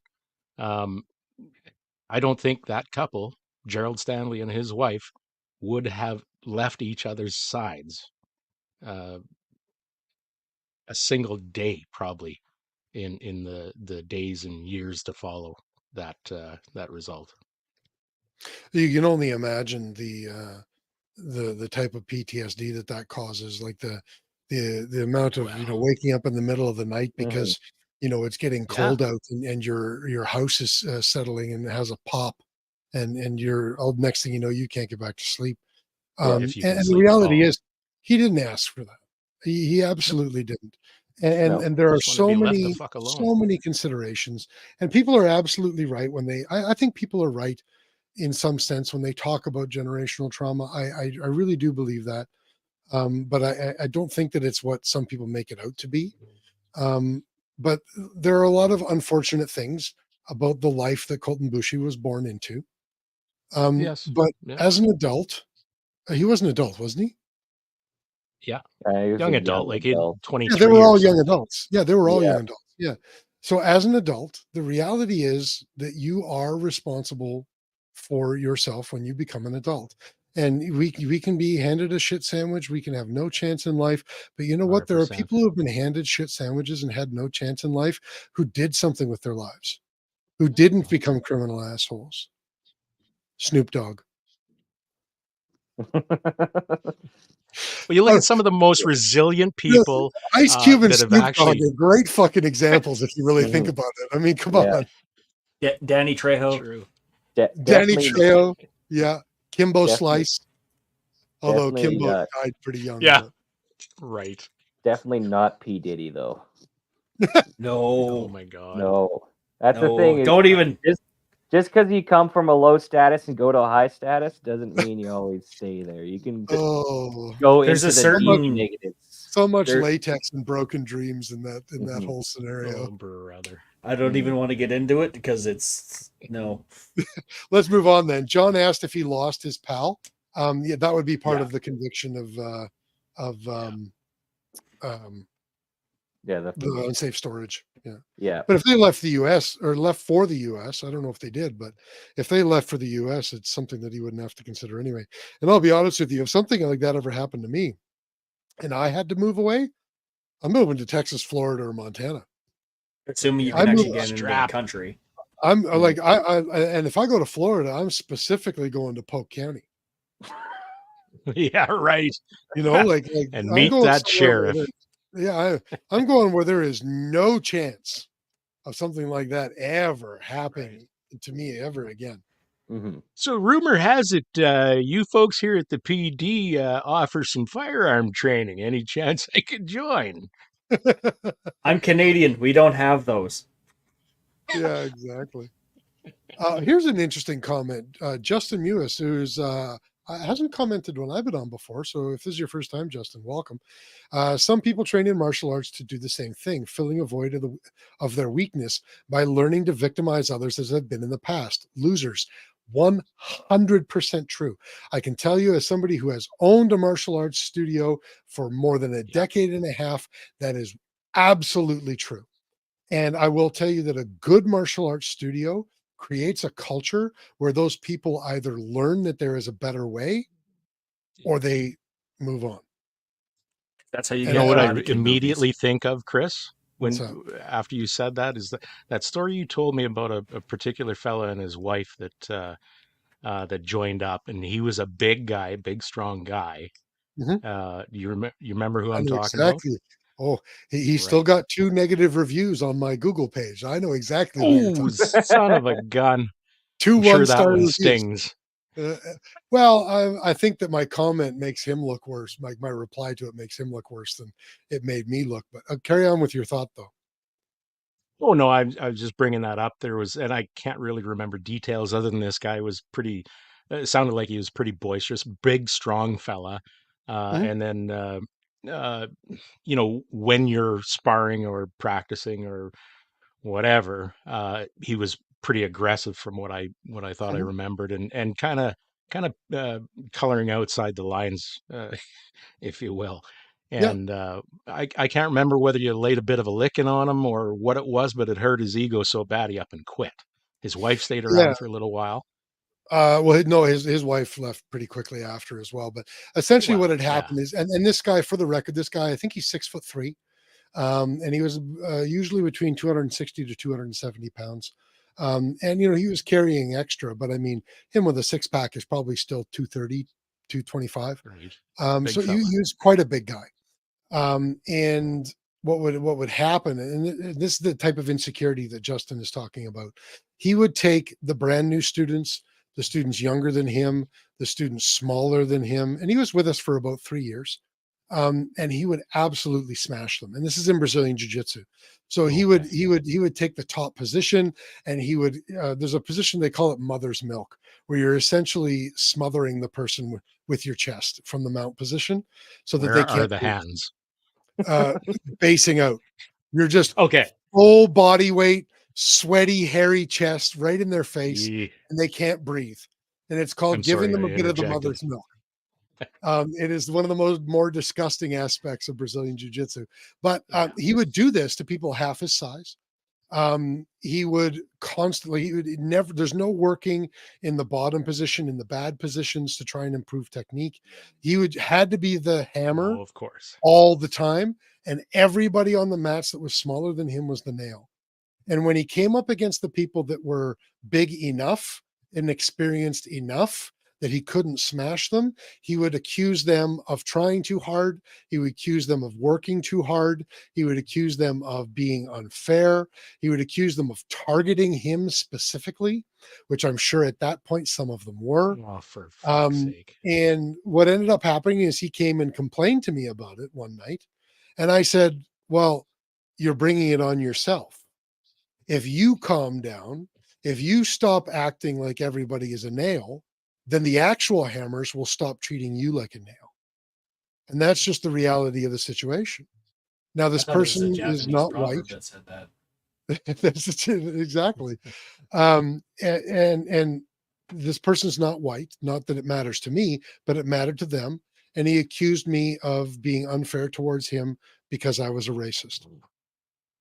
And then he That's a left fucking the hard gym. limit, man. Mm-mm. Absolutely.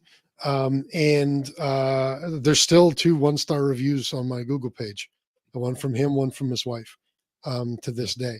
And but that you're right though. That's exactly what I'm talking about. And when this guy was new, everybody was the hammer to him because he was new, Yeah.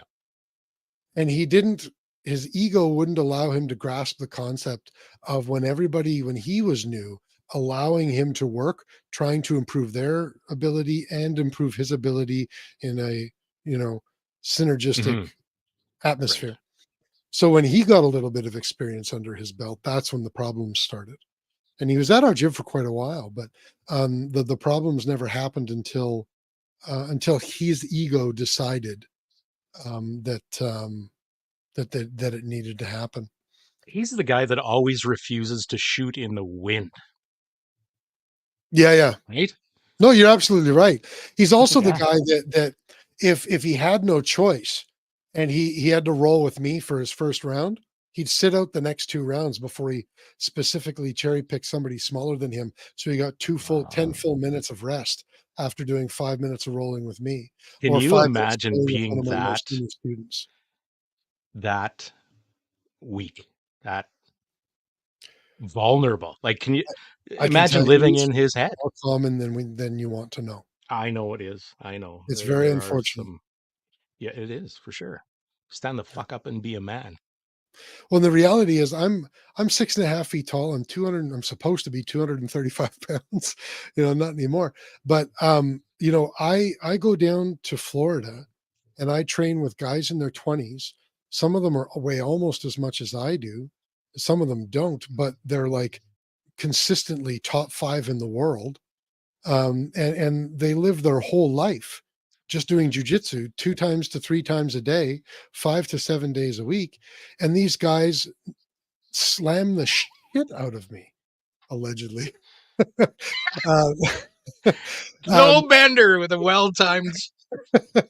and the reality is, fighting is about learning how to become comfortable in uncomfortable situations. And that, I think, is why I also like shooting, because in a lot of scenarios, shooting is the same thing. You have to become comfortable in sitting in the cold in an uncomfortable area in the snow and the wind without moving, waiting for the deer to come by. You have to be comfortable trekking or walking around or in the bare sun, and you're tired and you're sunburnt, but you still have to find your zen to make that shot. You know, it's all part and It's parcel of the same thing. easy to come up with excuses. Oh, and we Way all do at easier. some point. I We mean, do. we all have our good days and we all have our bad days.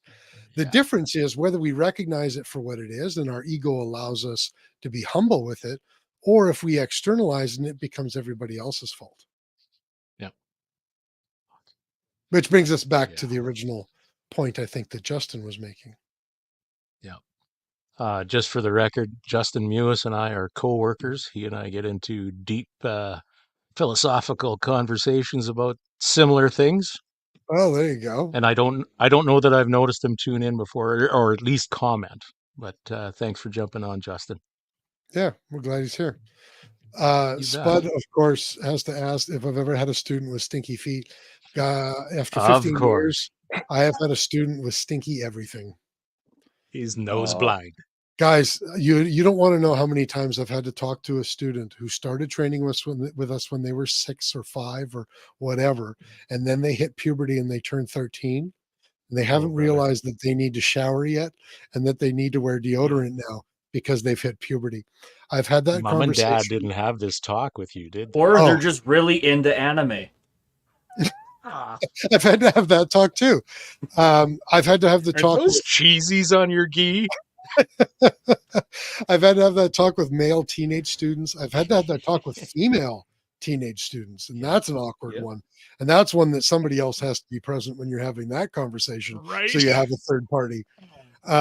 I've had people who think that they can train 5 times a week, but only own one gi, which is the pajamas that you wear, and they think that, you know, guys, when you roll one rolling session, that gi will become saturated with sweat. And if you have 10 training partners, it is saturated with 11 people's sweat.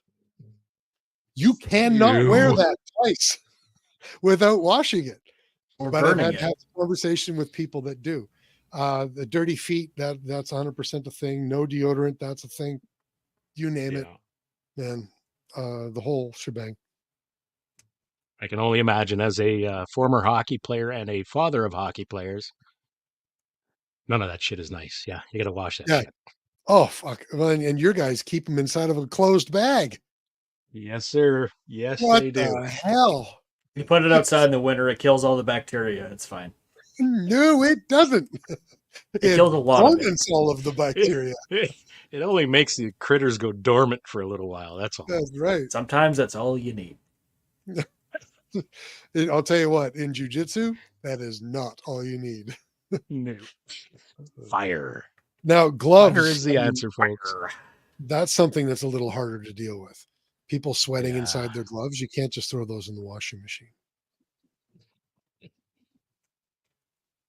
I got to be honest, guys, this is kind of fun. I like, what I really like about our podcast is that the vast majority of the time, I know the least out of anyone on the show. Yet talk the most. Yeah, well, of course, I'm always going to talk the most, Yeah. but I still know the least, and I really enjoy that. But I'm not going to lie that I enjoyed actually knowing a little bit of what we were talking about tonight. Mhm. It was a fun Well, change for me. You know, it's in our like living circle, every I think day you like are me. the guy. Yeah. That's how he feels. Do we have any more to go through with this? Okay, wait a second. I think before we're done, we have to we painted a very bleak picture tonight. Let's be honest. Mm. So Ah.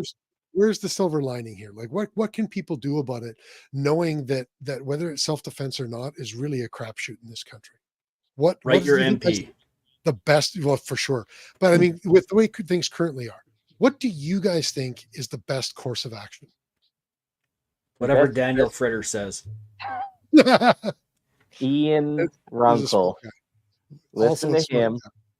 And also, my next bit of advice would be to avoid conflict. You can't get in trouble for something you don't do. So Yeah. that's kind of the best way to not get into a pickle is not to get into the pickle at all. Pacifism Do it. works. Do it smartly though, but again, there's a lot of nuance in that, but those are my 2 bits. And Rooster? Something that is seems to be very foremost. I'm not going to say the top thing, but it's damn close in my mind uh, all the times, especially in an urban setting. And I may be a little bit overbearing. Chris, you and I have talked about this at fair length, I think. Um, with my herd at home here, and also with my coworkers. Uh, it may kind of spill over into preaching a little bit, but awareness. Um, I know some very happy-go-lucky people that when they get to work and they get out of their cars, or they get home and they get out of their cars and go to the house or go to the office or go to the shopping mall or whatever. They're just fucking like they're just like that stupid happy dog. You know, Mm-hmm. Mm. he doesn't know why he's happy. He's just fucking happy all the time. And if he sees somebody, great. But does he really know what the hell is around him? Mm-hmm. That person that pulls into the driveway at home, or pulls into the garage or whatever, are they taking a quick glance around the sides of the garage before they pull into the garage? Are they looking down the sidewalk before they pull into their driveway? Are they looking through the underground parkade as they're Mm-hmm. driving through before they select a parking spot to park to then go into their office, et cetera, et cetera? Do Mm-hmm. they know what's going on around them? This is a huge issue, and I know they see a lot of it in the States lately, and in Toronto specifically, it seems lately, carjackings and shit. And people Yep. are just stupid, happy dogs, and they're going somewhere and they're looking forward to getting there, and they have no fucking clue what's around them. And somebody comes along and grabs them by the hair and throws them down, takes their car, or sticks a knife or a gun in their ribs, and thank you Mm-hmm. very much. So my thing is always know what the hell is around you. You don't it would be nice if everybody was fit and able to run, able to do basic defense, things like the avoidance thing, right? Is pretty big. I mean, Yeah. Jocko Willink says it all the time. I think, cross the goddamn street. Mm-hmm. When you see somebody that you get chills about or whatever, cross the fucking street, avoid it altogether Mm-hmm. is the best course of action. Um, I don't know. We've been spoiled in Canada, especially small places like where all of us live. You know what? Mm. And you know what? I had that with Nancy when she and I first Mike got lives in together. Lloyd. It's kind of a shithole. Well, a little bit of a different story, yeah. But you can usually hear the clip clop of the cowboy boots coming for you before you're in much danger. But like Nancy, when she and I first got together, she was exactly that person that oh, you know what, nothing's ever happened. Yeah. Okay, can you guarantee me that nothing ever will happen? Well, yeah. Okay, great. Please explain to me how. And You the know, it's reality it's is things happen yeah, every single day, even in this city. every day. You just don't hear Yeah, about them. you're We're very yeah, good at you're shutting stupid or our eyes. blind if you don't know that. Yeah, Yeah. yep, And I think what you were saying is exactly what Derek was saying, and I think you guys are both bang on. And I think that anybody who knows anything about self-defense and does not tell you up front, first thing, the most important fight you will ever win is the one that you don't get into. or Then, this one. yeah, then they're not acting in Yeah, your best interest if they don't tell you that right off the yeah, hop. yep. Agreed. John Bergen says one guy told me he wants to learn self-awareness and trust your gut, and that's no better skill, right? Jordan Peterson says like the best skill you can teach yourself is like argumentation. To be able to advocate for yourself. If that's Yeah, true, then the second most important skill that you can teach yourself is awareness. of your surroundings and an understanding of the world that you live in. And I think that's really what it comes down to. People in our country, that we like to pretend there's this fake veil that everybody is looking at the world through, and it's a we're lying to ourselves that we live in a safe country. Comparatively speaking, to say, oh, I don't know, El Salvador, we may live in a safe country. We're certainly not living in North Korea, Right. but that does not mean that people are not hurt, robbed, stabbed, shot every single day in this country, because they are. And if you can just accept that and accept that you are living in that world, it becomes much easier not to be paranoid, but to be prepared. And there's a big difference between paranoid and prepared. But that's an area of discomfort for most people, I think, to think that this is possible. Mm-hmm. That's that's uncomfortable. So I'd rather just avoid that Mm-hmm. and run the risk, I guess. Which is why people need to train in combat sports, because it will help teach you to become comfortable in uncomfortable situations, which is why they should learn shooting, which is why they should learn other contact sports. All of those things will help you become comfortable in uncomfortable situations, because you think that knowing that violence exists in this country in this day and age is uncomfortable for you to go through your life. How about the 1960s and living through the news flash that the nuclear war could happen coming out of Cuba? How about living in 1939 in Canada and having the recruitment signs go up everywhere because Hitler has invaded Poland? Avoidance syndrome is much safer and more comfortable for me right now. Right now. But I mean, human beings are capable of it. Look at Germans in the late 18th century, or yeah, late 18th century. I mean, there was no unified German state. If you were a German citizen, you were a citizen of a fiefdom. And by the Yeah. way, the your lord or your king or whatever he called himself that week, the odds of you being dragged into his idiotic feudal war at any given moment was extremely high. The vast majority of Mhm. you and all of the citizens around you had soldiering experience. And by the way, you just got back home to your family. Cool. Half of your children are going to die of diseases that you can't do anything about. Right. And by the way, before they die of all those things, you're probably going to get dragged into another war anyway, where you're probably going to die.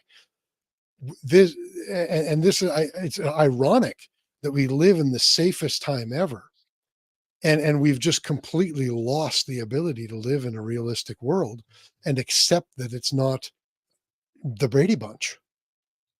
How many people do you think you could approach nowadays and and put a scenario to them where you know, they get to an end of a day, get to an evening, say midnight, whatever, and go and and because of the circumstances that they're living in, they go, "Whew, right on. I survived one more day."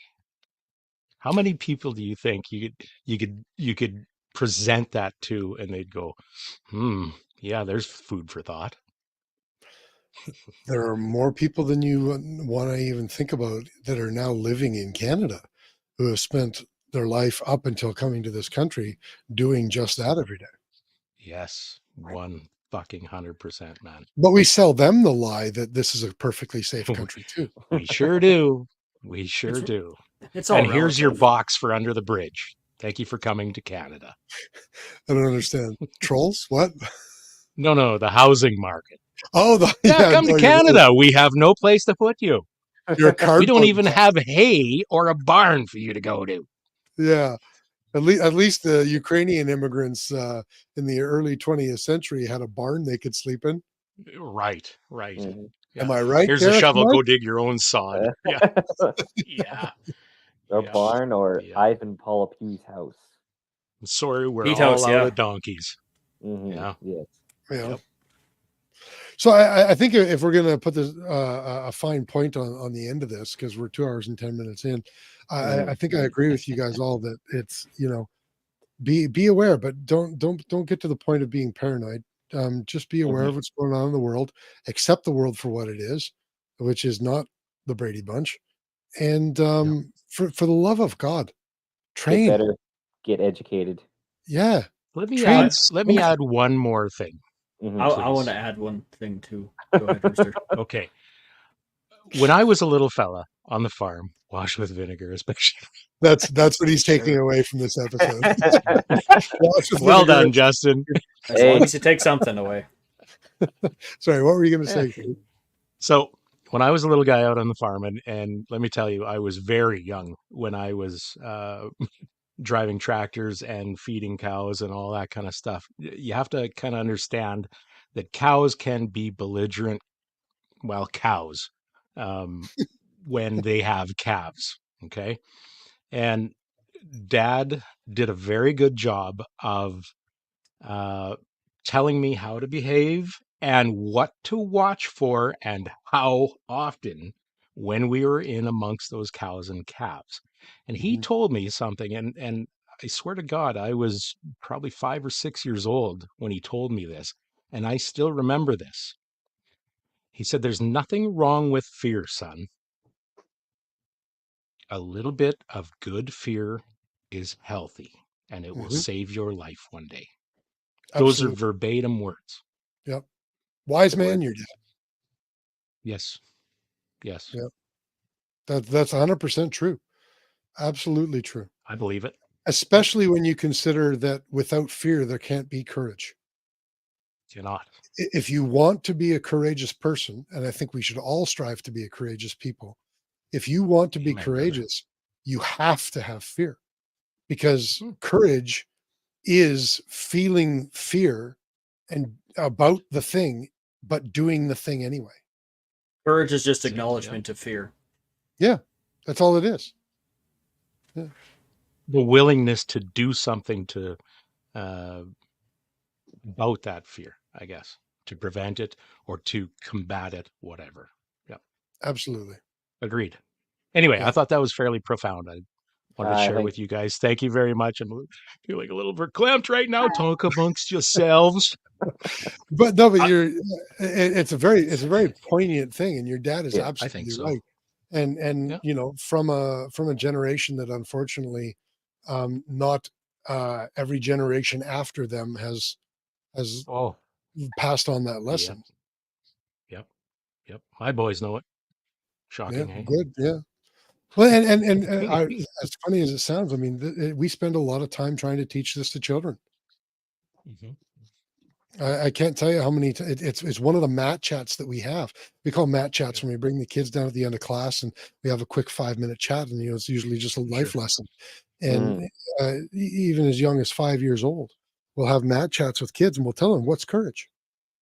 Inevitably, they always think that it's, well, when you're not afraid of something. No, it's not. Right. It's The when you strength are to afraid. fight the lion. Yeah, Yeah. exactly. Yeah. Yeah. Hey, let me switch gears one real quick second here, and talk to our listeners. Hello, listener. How are you today? Are you having a good day? I hope so. That's fantastic. Say hi to your mother for me, okay? Where's Rusty? And as you may know, traveling to create content can be pretty expensive.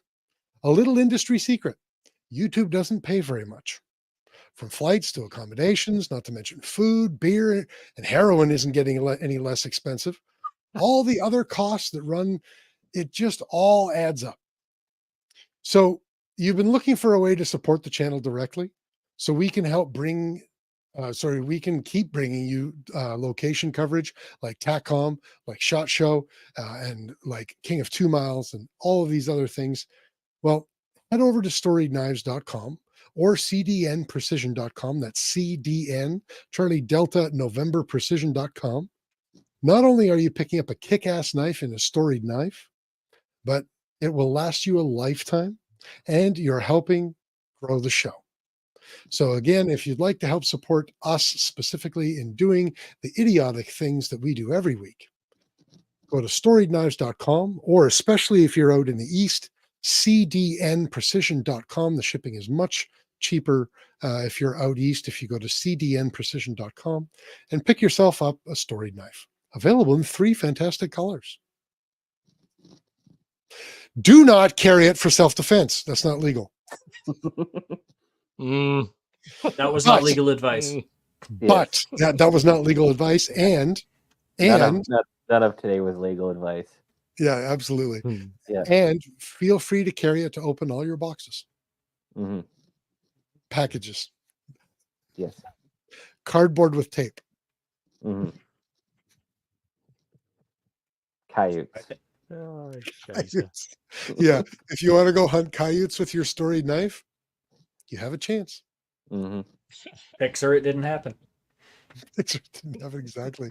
I want a fucking GoPro attached to your forehead, and I want the video sent directly to me. Don't even take it off the SD card. It could get corrupted. Just mail me the SD card. So are we done now, guys? Or what do you guys want to say? I talk all the time, so. I think Mike wanted to chime in. I want to say one thing. Everyone is obese. If you can run away from a fight, that's one fight you don't have to be in. Lose weight. Everyone go lose weight. It's an epidemic, and we can stop it by marching. Ironically. These boxers make me look fat. Wait a minute. Your solution to the obesity problem in Canada is to bring in military marching in the streets? I would be up for it, honestly. With brown shirts. We will solve no. By tops off. Tarps off. However, I'm okay with the goose stepping, but guys, keep your fucking hands in your pockets. I don't want you pointing at airplanes with all of your fingers. Right. There will be no hailing of cabs while we're goose stepping. Exactly. Benny was asking, you can't carry a knife in Canada. No, you can't carry a concealed weapon. You can carry a knife for the purposes of opening cardboard boxes. You were going to say something too, Rooster? And other stuff. I was not. I was just chirping, I think. Oh, okay. Are we done then? I don't know. Yeah. Sure. I think we can. I think we can end it. Okay. So. Oh, am I supposed to talk again? Yeah, you were supposed to end it. You're the best at it. Oh. I mean, you're the closing comments master. So. For once, he's 80% of the comments. For once, I'm shutting up and trying to give other people the microphone, and you're all waiting for me to talk. I can do. Thank you for bestowing the ending upon us. I'll do the closing comments because I did the opening comments. Oh, a massive thank you to all of our sponsors. Without you, wouldn't have a show in the first place.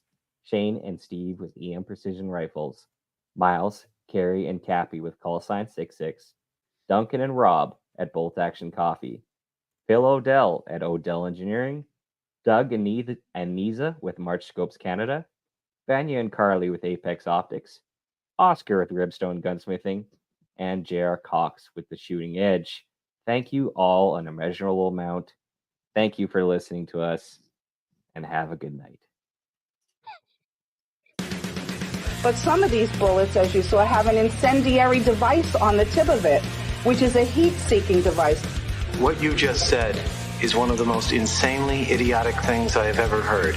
Everyone in this room is now dumber for having listened to it. Welcome to your weekly dose of BS, the Ballistically Speaking podcast.